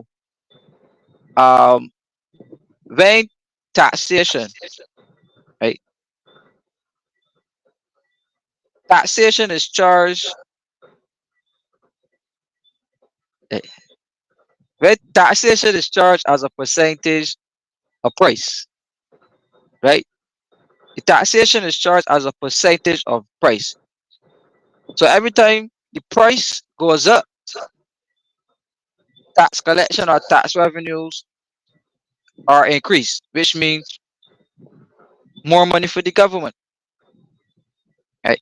So you remember during COVID, and you remember listening to all of these press conferences from the Prime Minister, Ministers of Finance, and they will say the Barbados economy is buoyant, the Barbados economy is doing well, um, because of the inflation dividend. The inflation dividend is causing uh, government revenues to perform. The inflation dividend, Ramon, is basically the fact that inflation and the cost of living in the country is high, and the people are paying it. So therefore, tax revenues are high. Right? Tax revenues are high. So that an inflated economy where prices are high, then tax collection will be high because taxation is charged as a percentage of price. And that is the basic economic principle that the current administration functions from. Higher taxes, mean higher tax revenues collected and more money in government coffers, Ramon. So, well, we mentioned everything that would affect the prices of goods here, right? We talk about debt, we talk about wars, we talk about, you know, supply and demand, those type of things. An acronym I usually would use is GREED. Right? That is one that I would use. I think it comes down sometimes to greed, right? And of being general, right? I mean, I think, as I said, as the example I gave there, man, the disparity is overwhelming. So I think too that some of, and I'm being general here, some of the proprietors, they inflate things, man. I think that they overdo it, and they can do better as well too, along with the other factors, obviously. But I think it is a bit of GREED, um, to be honest with you. Eh, That's my opinion. Okay, that's understandable, and I agree. But carry your imagination on, or put yourself in the government shoes. I should say it, right? Remember the theme of this program, Ramon. But the Alternative. IMF, Yeah. the IMF, and and Barbados, right? The IMF and Barbados. So high prices is built into what the BERT program is. So as long as we're on the IMF program, we will continue to experience high prices because high prices equals higher tax collection, and that increases the possibility of the IMF being repaid. Right? I remember we didn't get to go in it as yet, but remember there's something called IMF surcharges. The charges. Yes. Right? IMF surcharges, and we have to get to that. But before we get going that way, before we get going that way, we have a couple of Patron supporters here that we should acknowledge. Margaret Gittings, locked on all the way from Toronto. Big up Toronto. So we had Sure. Alfred Benjamin from US. Uh, we have Margaret Gittings now from Toronto, and we had somebody from the UK in earlier, I For believe. sure. For sure. Um, and this usually happens more because we have a worldwide audience. Remember, we would have traveled to Ireland as well, so we have some Irish audience and some further European audience. We have some audience in Africa, South America, so we do have that global platform that uh, Nice. everybody could look Nice. in and watch. Nice. Nice, man. Um, I hope they continue to give their different views, man. For yeah. sure. For sure. So we have Square Force saying, I heard that they're sharpening their negotiation skills to up the prices in the coming months. Mars is saying, not surprised, it is usually cheaper online. No, I want to make a comment on this, but I don't want to open a big conversation on it. But remember, there's something in Barbados called the Amazon tax, right? The Amazon tax, where the government is now taxing all Barbadians for buying goods from Amazon. So every time you buy an online good, you have to pay VAT, right? And a lot of persons in Barbados had a small business because they were able to go online and get the good cheaper and have it shipped to Barbados. But part of government policy was to block that window to try to encourage persons to buy local, to buy Barbadian goods, Yeah. right? Protection of infant industries. Right, but Right. That's correct. Yeah. correct. Protection That's of it. infant Right, industries. protectionist measures. That's the correct term. Protectionist Yes. measures. So the government is rolling out protectionist measures. No, remember, protectionism is okay to a point, but they are deploying the protectionist measures because they want you to buy the high price goods so that they could continue to collect high taxation. Right? So that was basically it. To stop you from having a blight, basically. Put the Amazon tax, know that everything you buy online you got to pay this value added tax. And by the way, I've never heard of how much this Amazon tax has made in Barbados. Kemar, how you can say so? The government loves and wants to protect the local industries. Okay, you say so, Kemar. Come on. Okay, you say so. Right. I would like to know how much the Amazon tax has made. That's an issue that I'm gonna have to take up because I have not heard anything much about this Amazon tax. Right. So, but let us not go down so far down that rabbit hole.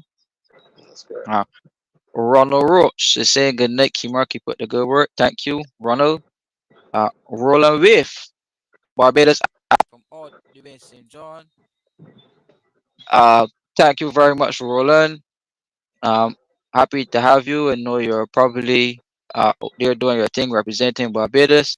So I want to thank you very much, Roland, for all the way in St. John, and wish you all of the best on behalf of uh, the residents in the parish that you continue to do Barbados well.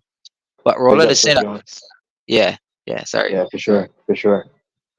Roland is saying COVID was used by government and importers for high prices as an excuse, and I agree. Um, Square 4 said the government and the people who bring in the products is still making the money on the imported items. That is true. Uh, Pedro is saying, Kimario in favor of price controls or letting the market dictate the price. I don't want to say it right now. Give me some time to think about it because the last political person that attempted price controls in Barbados, he suffered a serious political attack. This is Mr. Bradford Tate, who's the Minister of Industry and Commerce. Ramon, this was before we were born, so this is just a bit of red history. Mr. Bradford Tate attempted price controls as Minister of Industry and Commerce, and what the importers did was to simply stop importing the goods that the government put controls on. It, they just stop importing them. Uh, Right? And when they start importing them, obviously the people in the country can start to complain and stuff. So you see still the power of the private sector. So Petro, this is rough, why I'm very measured in my comment rough, here boy. Rough, about roughness. this because the last person that tried it didn't work out too well. So give me some time to take about it. But I saw Robert Bobby Morris tuning in. So let me just say good night to Mr. Robert Bobby Morris, uh, trade union leader and stalwart. I want to thank him for being on the show. Um, we had Mr. Morris on the show as a guest previously, Ramon, and we're gonna have to get him back on the. We're gonna have to get him back on the show at some point, so that he could share his voice views. For sure. For sure. Good night, Mr. Morris. Good night. Pleasure. Uh, Pedro is saying he would like to know the inflation in Russia. Uh, Square 4 said people like Bobby Morris and Frank Walker were a different breed of union stalwarts with integrity and principles. Um, Dave Weeks is on. He was letting us know that we could hear, he could hear, they could hear. Cool. Danny Thanks. Graves. Welcome, Danny. Uh, yeah. Stephen Pollard said, Kimar, I thought that the higher the price, the gotta finish sentence, Stephen, and then get all. Boss is telling me to converse and to not conversate. But that is my word, conversate. I don't know if it's a thing, but that is my word. That's how I feel comfortable putting over. But I do know the word is converse, but conversate is more relatable, more playable. Ramon, if you get, uh, Oh, for sure. For sure, yeah, man. That this is why we do it. yeah, I love the comments. continue to keep them going, man, for sure. No Yeah. doubt about it, But people. but for entertainment purposes only, bossy. Yeah. Cami Holland is saying good night, guys. Um, RJ Seeley is saying yes, Ramon, keep it real. Greedy. Can't see that on screen. Uh, Sean Cole is saying that is MF business model. Roland With is saying yep, 2%. Uh, Square 4 is saying good night to all the viewers watching from Ireland. We haven't seen Sheepdog tune in lately, so we look forward to seeing him. Dave Reese is saying it isn't any all-in purchase, not just Amazon. Very brutal. Right? Amazon should never be a tax collection agency for the government of Barbados. Let me say that it should never ever be an overseas entity. Should entity that is not domiciled in Barbados should never be a tax collection agency for the government of Barbados. Never. Kimar, they're protecting the infant industries. They care. They're protecting the infant industries. Kimar. Yeah. To drop Waldron is saying good night. Kimura, thank you for informing us. Ramim is saying, how are they protecting manufacturing indices that don't exist? Uh, Boy. Calvin McKenzie is saying, of course, I am here from Atlanta. Big up Atlanta. Yeah. Sure. Sure. Marcia is saying, there's always a way around those high Amazon taxes. Ramim is saying, if the government really cared about Barbados' industry, it would fix the horrendous fuel rate. Judra Waldron is saying, Kimar, you know very well that this government is very shady when it comes to financial information. Roland said, welcome and thanks. Lemuel said, it means that you still have to buy from the merchants who are price gouging us. True. Sean Cool said, but that burns foreign exchange. You still need US currency to import stuff in the first place. Fabian said, have some people that would love to see you, Kimar. Kimar is on the road most of the time whenever he gets the chance in St. John, canvassing the community. I have to come back into your area, Fabian. But I come in, I'm trying to get around to everybody and everywhere. So at least everybody in the St. John community could say that, they met Kimar at least once. So that is my goal. So I'm gonna come and link with you sometime soon, and we could definitely hit the road. Um, in your area in St. John. Speaking of St. John, we have Dale Worrell hailing all the way from St. John. So thank you very much, Dale, for tuning in. Very happy to see my St. John people on. We have a whole St. John posse on tonight. Come on. Mm-hmm. Big Right. up St. John for sure. Sure, Yeah. sure.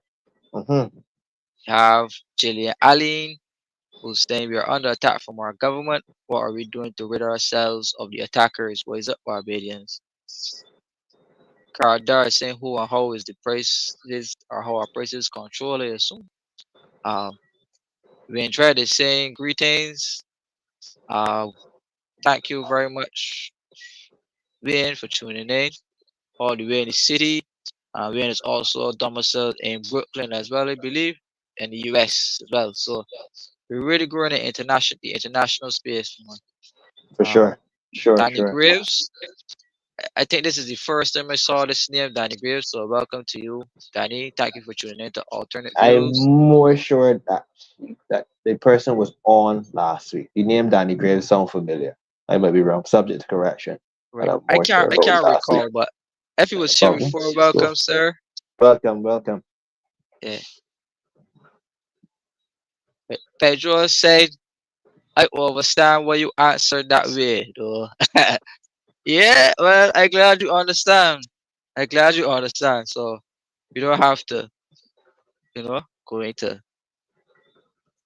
right. And then Roland is saying the 2% tax on every overseas spend. That is true. The foreign exchange tax. The tax on foreign exchange. No, if you're being fair, That 2% tax on foreign exchange was implemented on the former Minister of Finance, Chris Sinclair. Right? That was implemented under Chris Sinclair. No, the IMF has told this government to remove it, but they haven't removed it as yet. But that tax actually makes roughly like $80 million. Right? That tax is a very valuable tax, that foreign exchange tax. So I think the government is going to be hard pressed to remove this 2% foreign exchange tax. But it can be removed because the IMF is all for removing it. Shay73 is saying good night, Kimar and host. Good night. Thank you. Cheers. Good night. Good night. Mhm. Patrick is saying I remember that time, Kimar. All Mr. Bradford they had to do is to hold and delay their other goods in the port. If the merchants wanted to play hardball, there are ways he could have played hardball too. Yeah. Mima is saying what Mima said right here on the screen. Mm. Um, Stay73 is saying, Kimar, is there an embassy in the metaverse? And if so, do you know how much it costs Barbadians? No, there is an embassy in the metaverse, and Alternate Views, the book, spoke about this embassy in the metaverse, right? And I'm just trying to get the page here, right? That we could read a little bit about this metaverse, Ramon. Right? No, Barbados is the first country in the world to have a embassy in what they call the metaverse. As you know, Meta is like Facebook or something, I believe. That's correct. Yeah. Right? So Barbados has and you can see, and it says here, alternate views. You can think of the metaverse as a world of science fiction that allows people and governments to tap into a global economy, attract investment, offer services at a significantly reduced cost, and for citizens and countries to showcase their cultural talents and services globally and to make money doing so. For Barbados to establish diplomatic relations with countries worldwide without paying for a brick and mortar building and having to find staff for every single diplomatic mission while inviting investors to see the island as a hub into regions such as Latin America. Right? So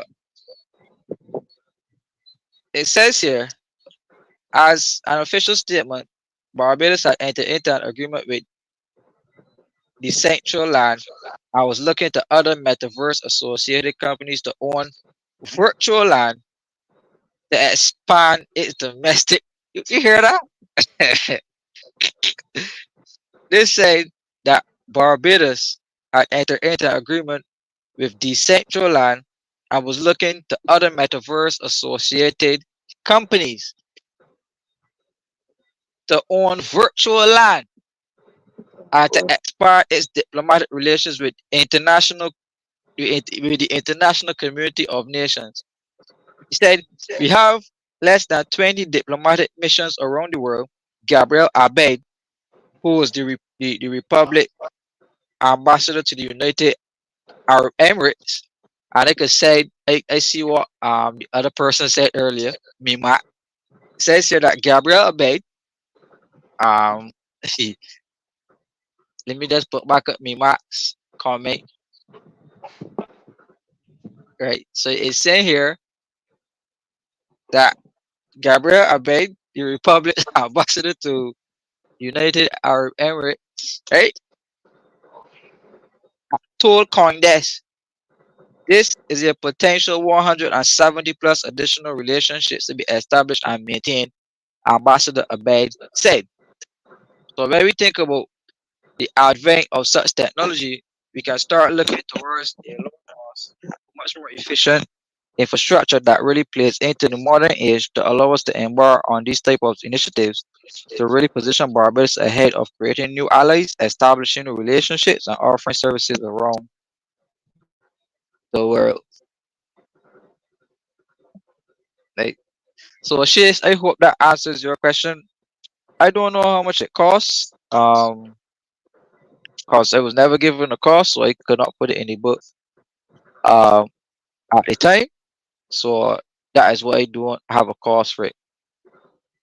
But yes, we do have an embassy in the metaverse, and we're looking to sell people virtual land because I guess we're running out of land on the 166 square miles to sell people.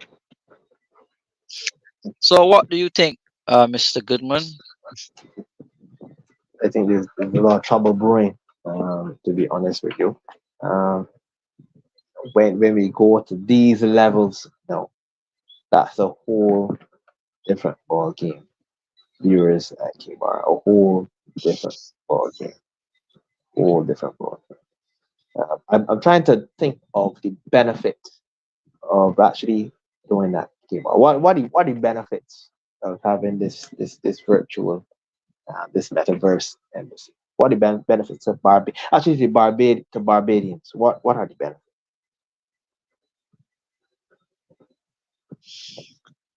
Well, I guess we probably go ask Mr. Abed or ask the government or ask. I really can't tell you.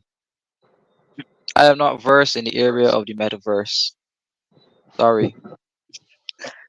I Right. think there must be some benefit to it because failing that, I am dumbfounded and flabbergasted of everything that means confused, and I'm thinking the viewers, they themselves feel the same way I do too.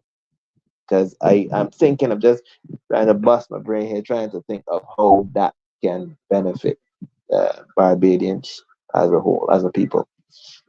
So I think that's something that more research should be done on. But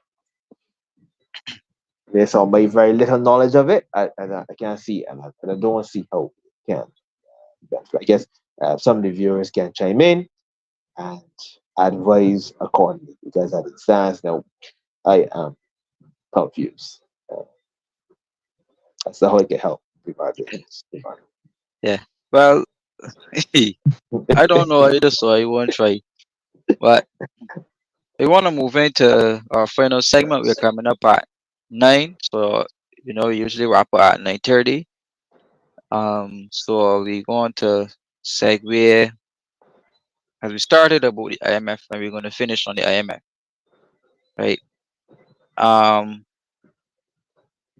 so I want to put on the screen quickly the IMF's last visit to Barbados that was posted this week, right?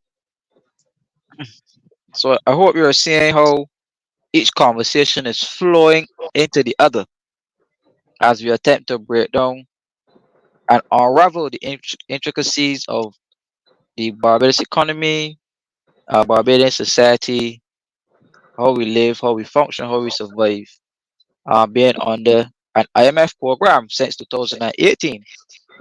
IMF programs are 3 years, really, and look how long Barbados has been under the knife of IMF austerity. Just this week, um, this was published on the 10th of September. It says IMF team preps for comprehensive economic review. Um, see the IMF slogan here. Let me just remove yes. So when it come up, it says that an IMF team has set the stage for a comprehensive review of the Barbados economy set to begin November 1. The preliminary check-in involved a series of virtual meetings held on Monday, during which discussions were conducted with key governmental departments, including the Central Bank of Barbados. Central Bank Governor Dr. Kevin Greenwich explained the purpose of these meetings is to provide an update on the BERT macroeconomic framework, including performance data, forecasts, and progress on policy measures.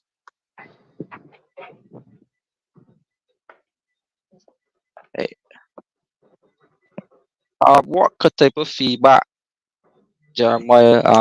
Hoping that the sound is clear. Everybody's my mic clear. Right. So I'm gonna try to continue on. But it says here that Central Bank Governor Dr. Kevin Greenwich explained that the purpose of these meetings is to provide an update on BERT macroeconomic framework, including performance data, forecasts, and progress on policy measures. He noted that this routine process is essential for ensuring a smooth exchange of information ahead of each review mission. And although no public communique will follow this updating meeting, they're telling you that no public communication is going to occur with us. The IMF team also met with the Barbados Revenue Authority, the Customs and Excise Department. This is what we were speaking about, Ramon, Customs and Excise, and the various ministries, including the Ministry of Finance and Economic Affairs, Energy and Business Development, and the Treasury Department. In June, the IMF's board concluded the third review of the Extended Fund Facility and the Resilience and Sustainability Fund arrangements with Barbados, allowing the government to draw US 19 million, 38 million under the Extended Fund Facility, and about 37 million, which is about 74 million Barbados under the Resilience and Sustainability Fund, and this brings total disbursements to US 75 million, which is about 150 million Barbados under the EFF, and US 112 million, which is 224 million Barbados under the Resilience and Sustainability Fund. And the IMF reported that the Barbadian economy grew by an estimated 4.4% in 2023. Looking ahead, GDP growth is expected to remain robust in 2024, bolstered by further increases in tourism arrivals. In his second quarter review, Dr. Greenwich reported a solid 4.5% real growth and projected a growth rate of 4% for the full year. Now, that last sentence sounds strange, right? Come on. I don't know if you heard that. It says that Dr. Greenwich reported a solid growth rate of 4.5% so far, right? So far for the year, but projected a growth rate of a full 4% for the full year. That I, that sound like it connecting to you, or It does might it? be it might be a typo. Kemar, it must be a typo. I don't quite, and I bet you that none of the viewers understand that as well too. I could bet you if you ask any of the viewers, I don't get it. I don't get it at all. And a lot of viewers don't as well. Let us read it again. In his second quarter review, Dr. Greenwich reported a solid 4.5% real growth and projected a growth rate of 4% for the full year. So if by the second quarter you grew 4.5%, how you going to end the entire year on only 4? Well, at this rate, you should be growing to at least 8.59% if you're growing at this rate. I wonder if he's counting the other variables, the other things, the other factors, the other things that can go wrong. I wonder if that's the situation. That's the situation. It must be. Well, Because those numbers are, and he's just trying to be as cautious as possible. One of that's the situation.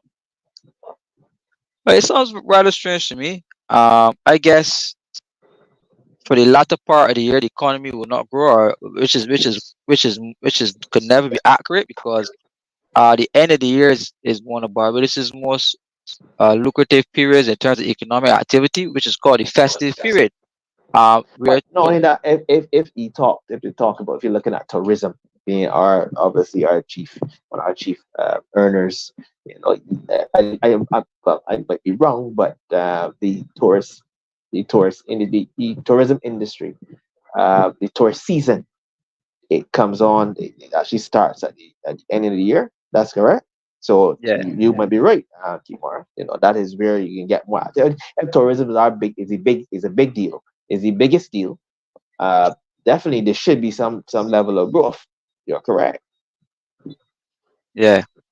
Yeah. No, that is the IMF. No, an article came out recently about Barbados having to pay X amount of money in IMF surcharges, right? This is additional this is additional funds that Barbados had to pay out because they are in an IMF program. That's on top of interest rate and service charge. That's correct. Yes. Am I So correct? this yes, so this is additional resources that Barbados has to pay out because they are in the IMF program and it's called IMF surcharges, right? So we're gonna put that on the screen. And as you can see here, Barbados facing new surcharges on IMF loans. 10th of September 2024. The day is the 12th, right, Ramon? So this is 2 days ago. That's correct. And it says that is set to pay Barbados is set to pay millions of dollars more in surcharges to the IMF for the next 2 years and beyond, unless multilaterals reduce or abandon the controversial fees. Ahead of its annual meetings next month, the IMF has reportedly started a comprehensive review of surcharges. Barbados and other countries have been lobbying for an end to the IMF surcharges based on a published schedule of Barbados's projected payments to the IMF. As of December 31st, 2023, the island was expected to repay the fund US $73 million that year, right? That's Surcharges of US $73 million, 6 million surcharges or 3 million. I think it was 6 million surcharge. including US $5 million 5 million. in surcharges. So that's 10 million Barbados dollars that Yes, we yes. just paying up because we in the program. No other reason, no. It's not interest, it is not principal, it is not a loan, it is nothing. We just have to pay because we are in the IMF program. It's So additional money that we have to pay for using their resources. so you're telling me, right? You gotta pay interest, you gotta pay service charge. Now viewers hear this carefully. You gotta pay interest, you gotta pay service charge. And then you gotta pay this thing called surcharges. Surcharges. Jesus, boy, that's a difficult one, Kimar. That's lots of money on top of lots of money on top of lots of money. Yes. I can tell you that. So it goes on here more. It says an updated schedule at the end of July stated that Barbados will pay the IMF about US 43.5 million, including about US 3 million in surcharges. Good man. Yeah, that's And correct. for 2025, Barbados's projected payments to the IMF are approximately $102 million, including a US $6 million in surcharges. Right? So that is 12 million Barbados dollars that could go to the hospital, that could that could buy an ambulance or two, that could buy a fire truck or two, that could buy a garbage truck or two, that could go to repairing a school or two. But this is more money than it costs to repair the sewage outfall,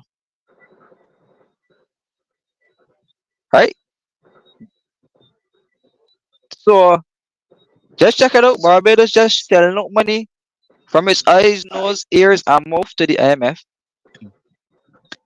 Then it goes on to say here, man. I hope that you can see it on this right here on the screen. I hope that everybody could see these totals. For 2025, Barbados will pay out approximately US $102 million. So that's 204 million Barbados dollars to be paid out in 1 year to the They IMF got alone. they gotta repeat Plus, it. They gotta repeat it. Kima, repeat it there. Repeat it there. A little slower as well. to, Repeat it to, there, yeah. Go ahead. for 2025, 2025. Barbados's projected payments to the IMF are approximately US $102 million, $102 million. Yeah, yeah. including an additional US 6 million in surcharges. 6 million. 6 million. Lots of things 6 million can do. Just 6 million alone. Kimura, as you mentioned, 6 million alone. Lots of things you can do with $6 million. You want lots of things. Hmm. Well, well, that is what it is. Now, I had an additional article here, taken from a site called thedawn.com, which was published on the 25th now of April 2024. And it says IMF surcharges on borrowing exacerbate global inequalities. Right. So here is the advocate for the removal of these surcharges. Right. And we're going to share this article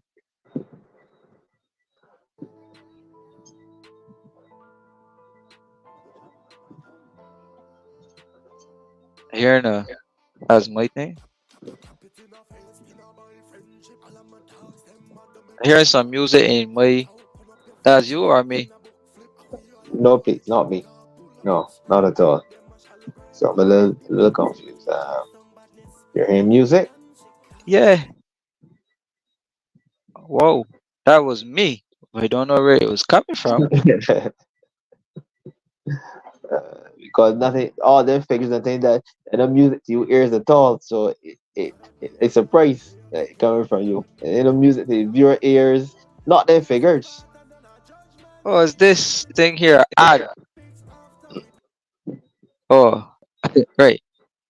So it Sure. says here IMF surcharges on borrowings. This is what we just explained about Barbados. Hey, says countries, mostly middle and lower income, have been burdened by surcharges on top of interest payments on their borrowings from the International Monetary Fund, widening global inequalities, according to a report by US think tanks. In that member countries paid about 6.4 billion in surcharges between 2020 and 2033. Woo.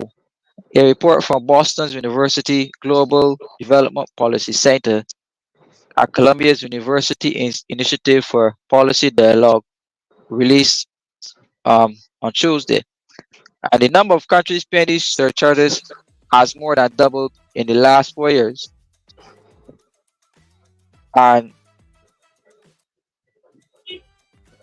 right, has more than doubled in the last 4 years. And the IMF is expected to charge an additional 9.8 billion in surcharges in the next 5 years, according to an earlier report by the Center for Economic and Policy Research. Critics of the policy argue that surcharges do not hasten repayment, instead punish countries already struggling with liquidity constraints, increase the risk of debt distress, and divert scarce resources that could be used to boost struggling economies. Countries such as Ukraine, Egypt, Argentina, Barbados, and Pakistan pay the most in surcharges, and the report showed accounting for 90% of the IMF surcharge revenues. Now let me read that again.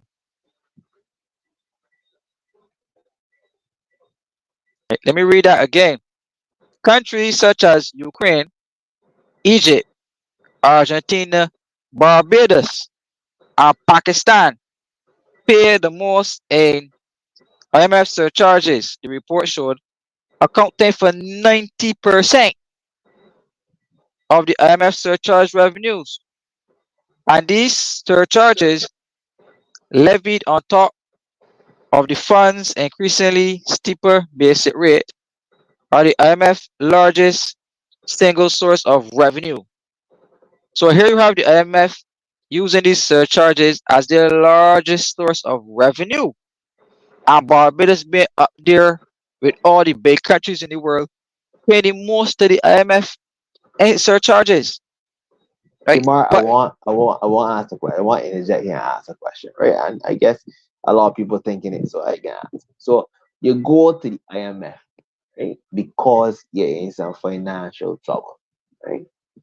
Then so them to put some surcharges in your bosom, right? To put you in more challenges or more problems.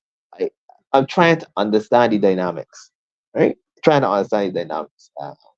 Kemar. It is the mathing. It is making it isn't making any sense with all these surcharges and so forth for me.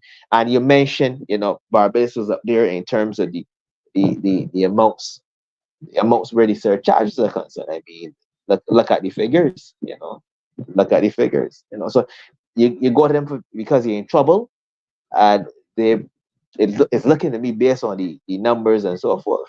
You give me more trouble at the end of the day. It's looking that way. Again, as is a thought of mine. So, I wonder what the viewers what they have to say. Secure your website with firewalls to keep hackers at bay. uh, Ongoing malware. I wonder what they have to say as well too. So let me just wrap up this article quickly, and then we're gonna spend the last 15 minutes just for bossy said converse, but for my sake, then we're gonna conversate. um, it says here that IMF surcharges are inherently pro-cyclical as they increase debt service payments when a borrowing country is most need is in most need, sorry, of emergency financing. Secure your Increasing website with surcharges and global shocks are compounding the hackers at economic bay. pressure on vulnerable Ongoing countries. malware And detection data detects published cyber by the threats. Institute of International Finance earlier showed Security that certification global debt levels ensures hit your peace of a mind and your record. customers. I don't know where this ad keeps playing all the time. Hit, hit, right. Global debt levels hit a record of 313 trillion in 2023. Right. I don't want all of that. That's right. So I think I read enough there. But I hope you guys saw the facts here that I gave you on Barbados. So again, I'm going to give you those countries: Ukraine, Egypt, Argentina, Barbados, Pakistan. Pay the most in IMF surcharges, right? They pay 90%, right? They pay 90% in IMF surcharges. Right? And Barbados, again, yeah, there, but these are not the type of facts that we usually have reported to us, Ramon, right? We usually get, we usually get feel good news. As you can see, the IMF is reporting good news, the government, the central bank is reporting good news, the government trying to report good news. But when you actually dig in and start to expose the facts behind this good news, feel good news thing, then you get to see that somebody's not totally being upfront and honest about the true state of Barbados economy. When it is a clear fact that Barbados paying out so much money in interest, right? In interest, and as it said, 2025 Barbados is going to pay out US $102 million, along with an additional US $6 million. Right? So You told me, Kimar, that after this last meeting here, you ain't gonna get no news at all. You ain't get no news at all based on what you read moments ago. You will get zilch news after that meeting, after those IMF meetings, which is strange. I know you didn't pause there, but that is rather strange, rather dubious, to be honest with you. Rather strange. Hmm. Hmm. Well, interesting, interesting, interesting. But it's time to review from all our conversation for today. Um, we started we started by the IMF. Then we went on to society and the social aspects of the IMF program. Then we went on to what can morph out of less investment into social programs, which is increasing crime. We made that point. We addressed the cost of living and the trade unions, right? And the trade unions and how the actions of trade union leaders could either make or break an economy.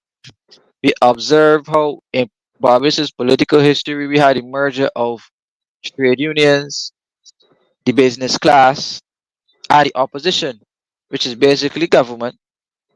And the former Prime Minister of Barbados, Mr. Endorsed, Stuart, described it as lambs laying down with lions. And at the end of the day, we know who will be eaten. So the lambs were led to the lion's den. I know the gate has been shut. We went on to discuss the incomes and prices protocol and how the private sectors now pull it out of that protocol. And you had the president of the Chamber of Commerce giving his statement saying that uh, they can no longer sustain keeping their prices down. So Barbados have to look out for some sharp price increases from the private sector increasing and rapidly increasing inflation in the Barbados economy. Some more.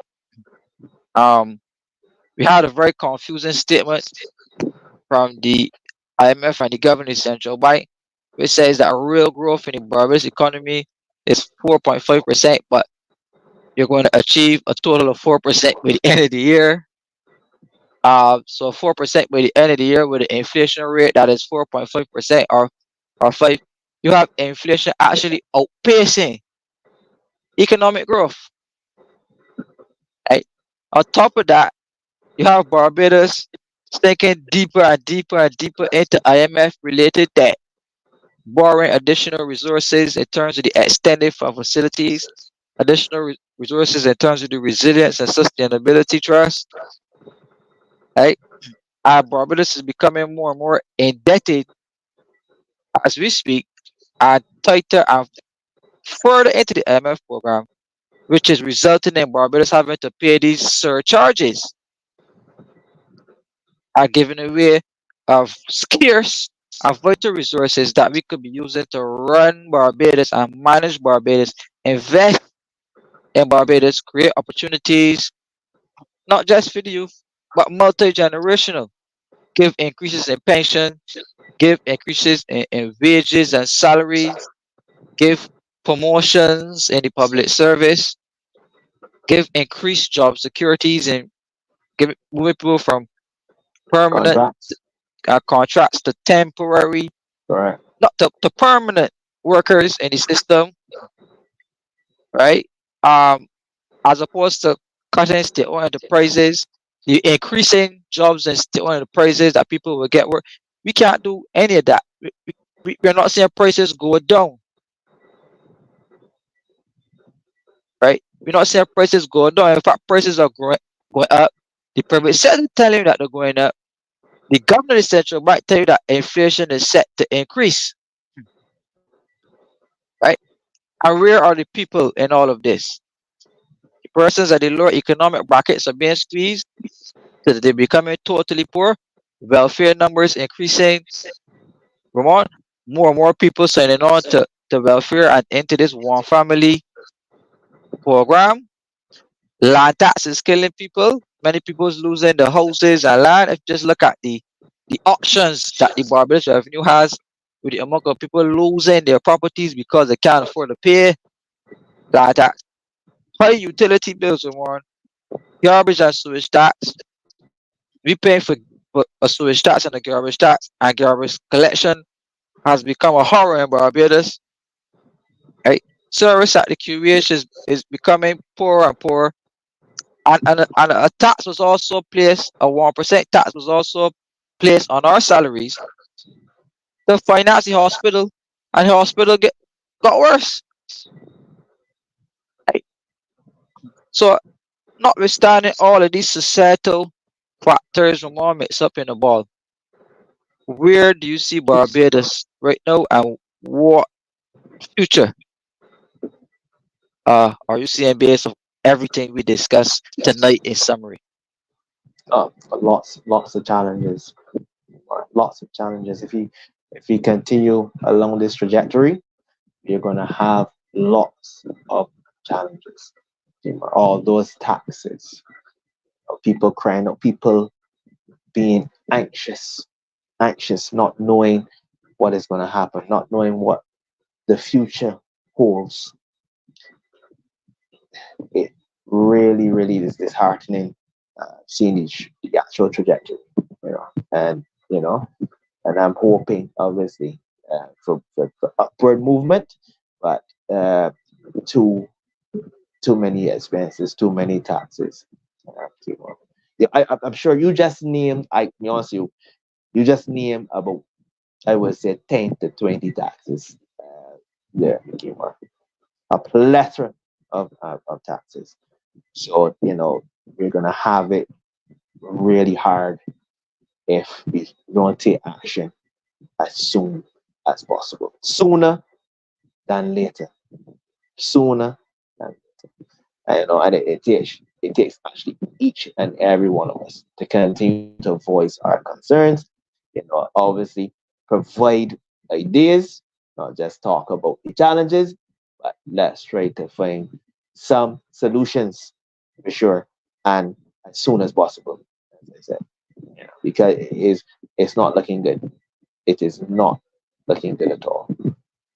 But we can make a difference. We will make a difference. Alternate views, come on to the show and you give views freely, and that's how you learn.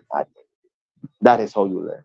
Only way to learn is to continue to ask thought-provoking questions, and to get answers. So to sum it all up, if we don't nip it in the bud early o'clock, it can continue to get away from us in a serious way. Yes. Hope, and again, yes, that's correct. Yeah. So you heard what Ramon said. So I want to bring an article. I wanted to bring this article since last week, and we're definitely going to end on this note, right? As we prepare for the IMF review coming up on November 1st, you're going to hear categorically what the IMF has to say about the performance of the Barbados economy. But I wanted to make this intervention here, which says that Barbados's debt trap is real, says economist Anthony Wood. And as you guys will know, Anthony Wood, being an economics professor the University of the West Indies, he was also a former government minister and cabinet minister as well. And Anthony Wood is saying, the article says, senior economist Anthony Wood says the pronouncements of Professor Emeritus Michael Howard on Barbados's precarious debt situation must be taken seriously by all Barbadians.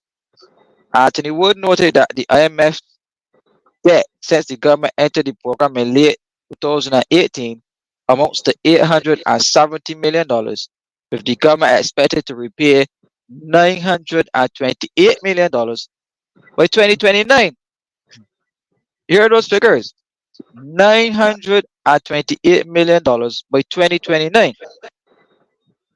Anthony Wood, who once served in the cabinet of late former Prime Minister Owen Arthur, said that government senior economic advisor Dr. Kevin Greenidge, the IMF, and the US Treasury Department were optimistic that Barbados will be able to service the debt in full within the stipulated repayment period. Conversely, he noted Dr. Michael Howard, a retired professor of economics and specialist in public finance, had serious reservations about Barbados' ability to repay the IMF loan based on the current trajectory of the Motley administration. Professor Michael Howard's contention, according to Wood, must be taken seriously given what transpired since the administration was able to reduce national debt from around $17 billion to just $12 billion, and the debt to GDP from 171% to under 120% in late 2018 when the debt restructuring and repudiation program was done. We should be reminded that the domestic debt holders, meaning the national insurance, the central bank, and the private institution individuals, suffered in a disproportionate manner compared to the external debt holders when the administration repudiated or refused to pay about $4.5 billion of the $17 billion debt. Now, Ramon, You you remember we mentioned went through. that was Yes, I was just about to tell you so. That's what you mentioned. So you that's may tell them, this. yeah, you may tell them, nah, we ain't booked that.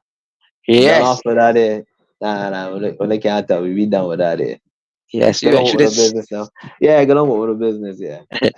Yeah, we went through this extensively, That's correct. extensively. For sure. Right. So here's Anthony Wood, senior economist, and Michael Howard, professor, basically agreeing and articulating the same opinions that we had on alternate views. That's correct. Right. So continuing. Sorry, go ahead. Their views are also alternate.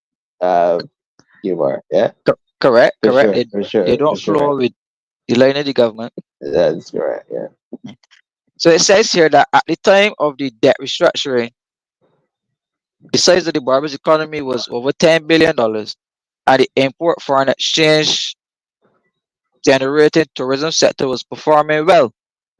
However, during the period of the IMF and other external loans accumulating, the Barbados economy declined to around $8 billion at one point, and the tourism sector still virtually to a ground halt at the height of the coronavirus pandemic. Excessive borrowing during a rapid period of economic decline will naturally present difficulty for a government to service its debt, according to Wood.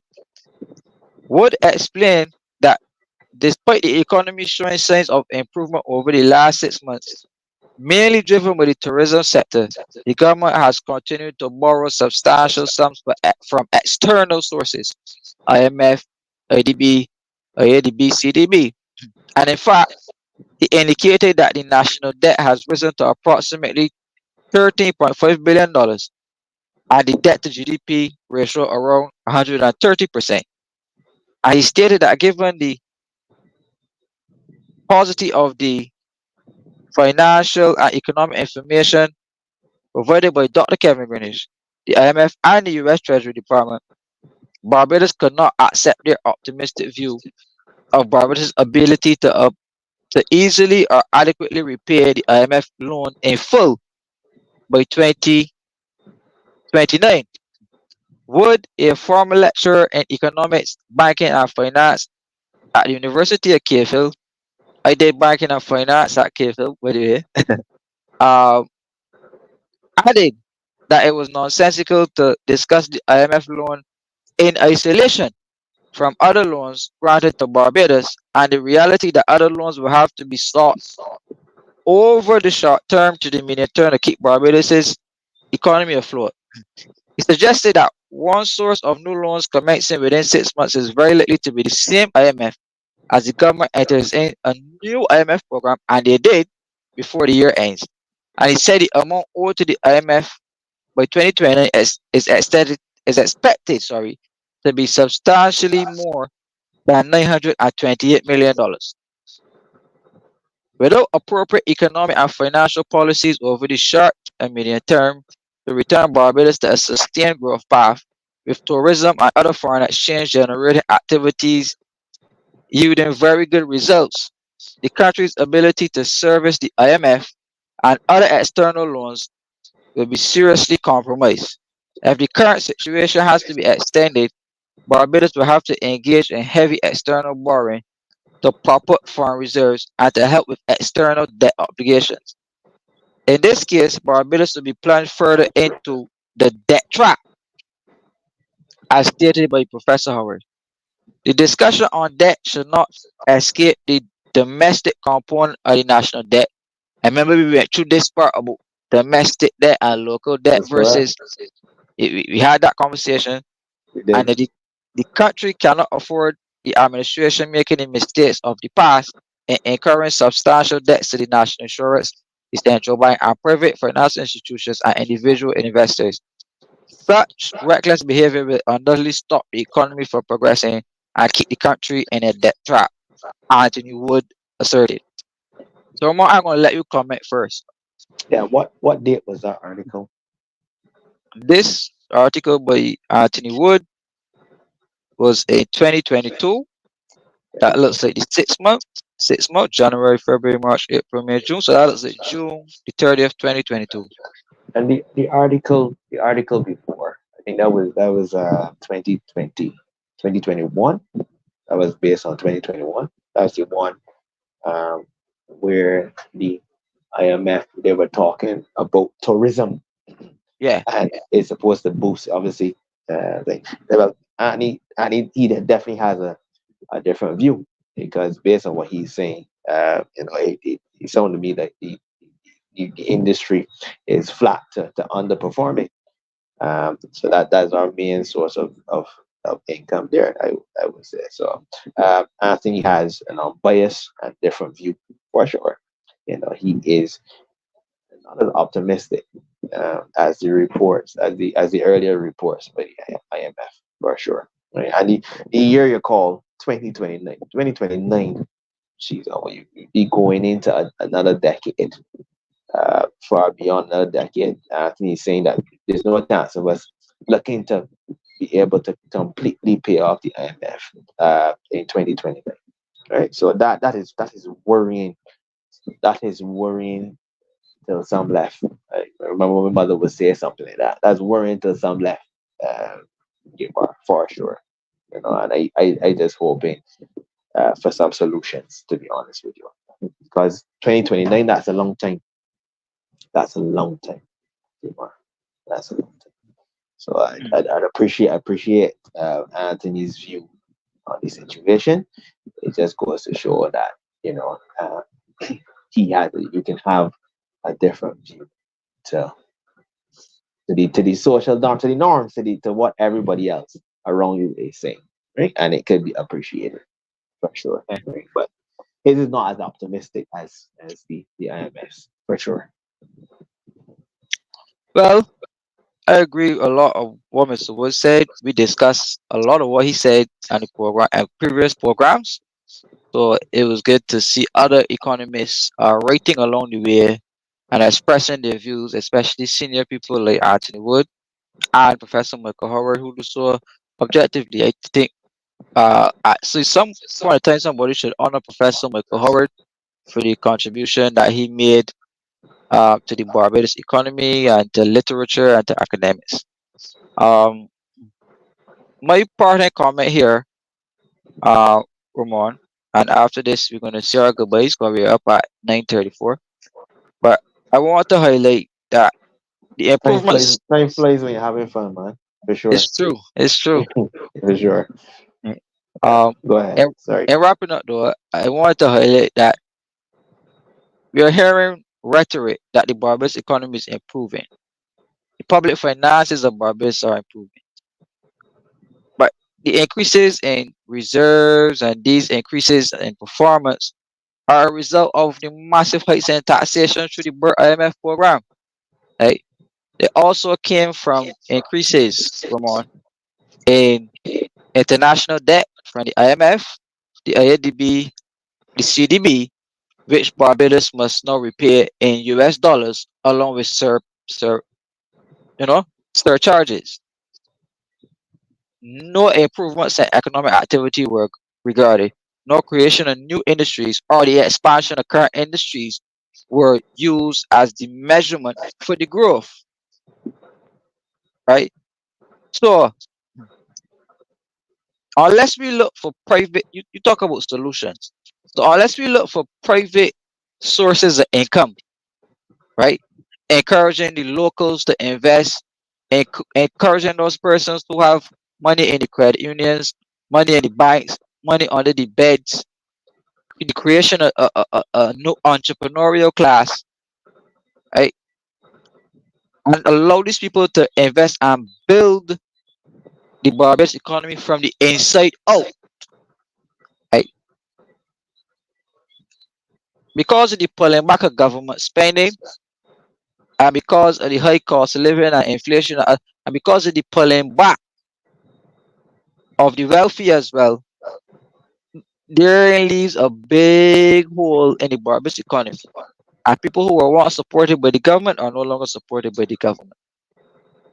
As welfare numbers get cut, as social programs get cut, as educational programs get cut, as the health budget get cut, and the government no longer spending that money, it leaves a big void, a void in which the government would hope that the private sector would take up,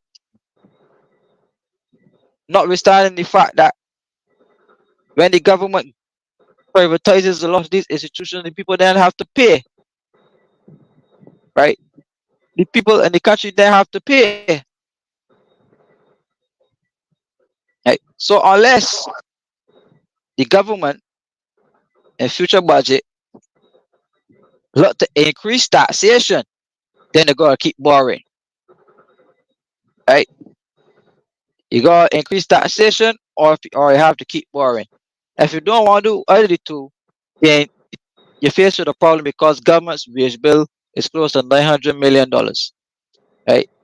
$900 million, and therefore you're gonna have to start cutting that wage bill, and further unemployment will be, you know, the, a bigger unemployment pool in Barbados, the turmoil that will have on us right now.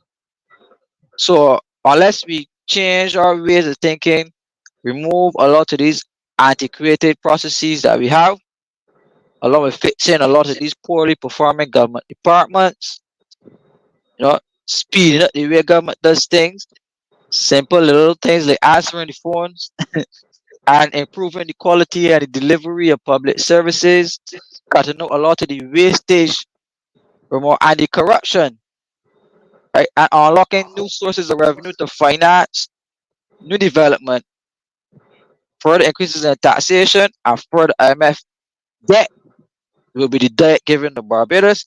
And based off what you can see, we will have to continue in the IMF straitjacket of fiscal consolidation, Ramon, which again comes back down to increases in taxation, privatization, and further cuts to ministries and budgets, and further cuts in the society of Barbados.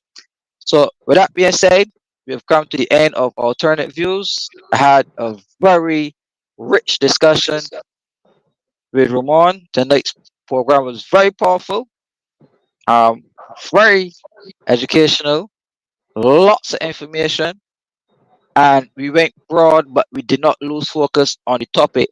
And the core of the topic tonight was the IMF and Barbados.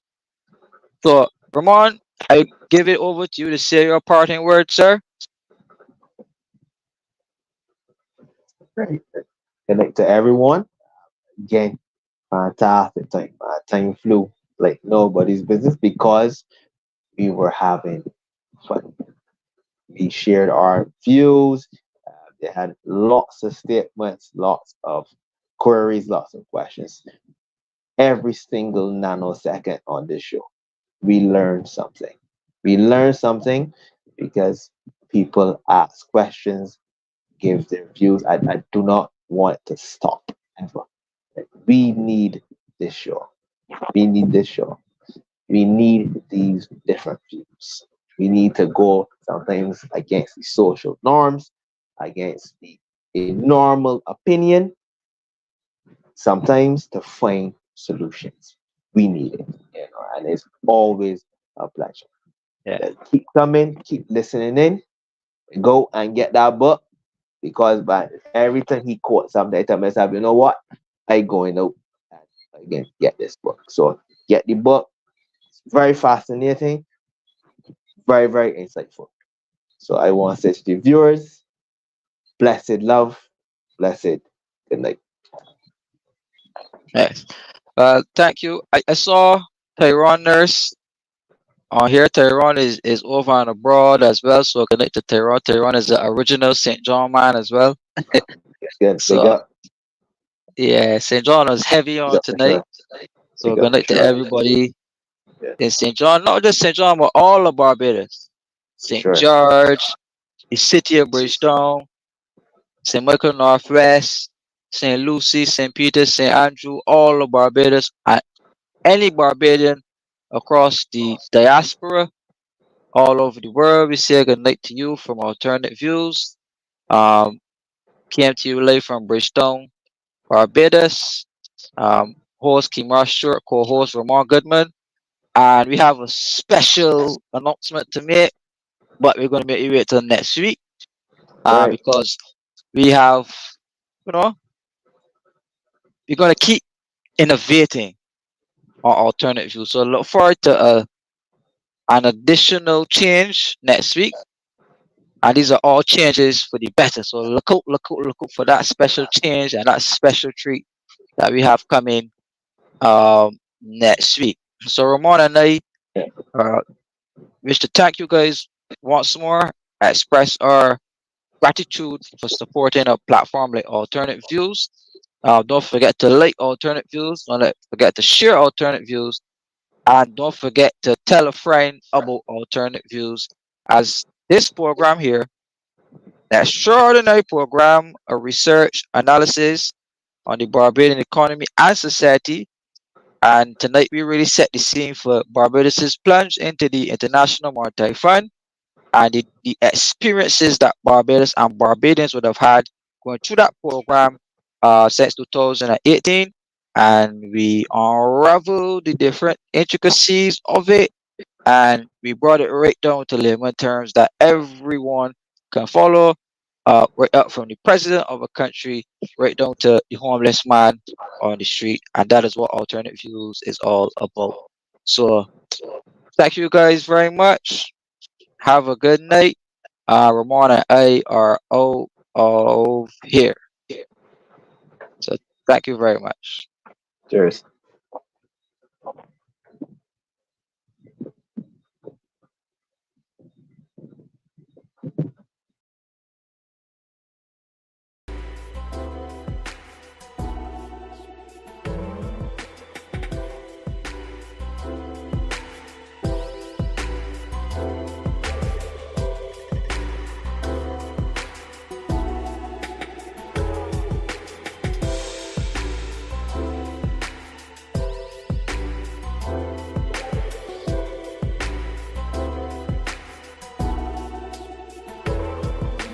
Ultimate Views streaming Thursday, April 4th.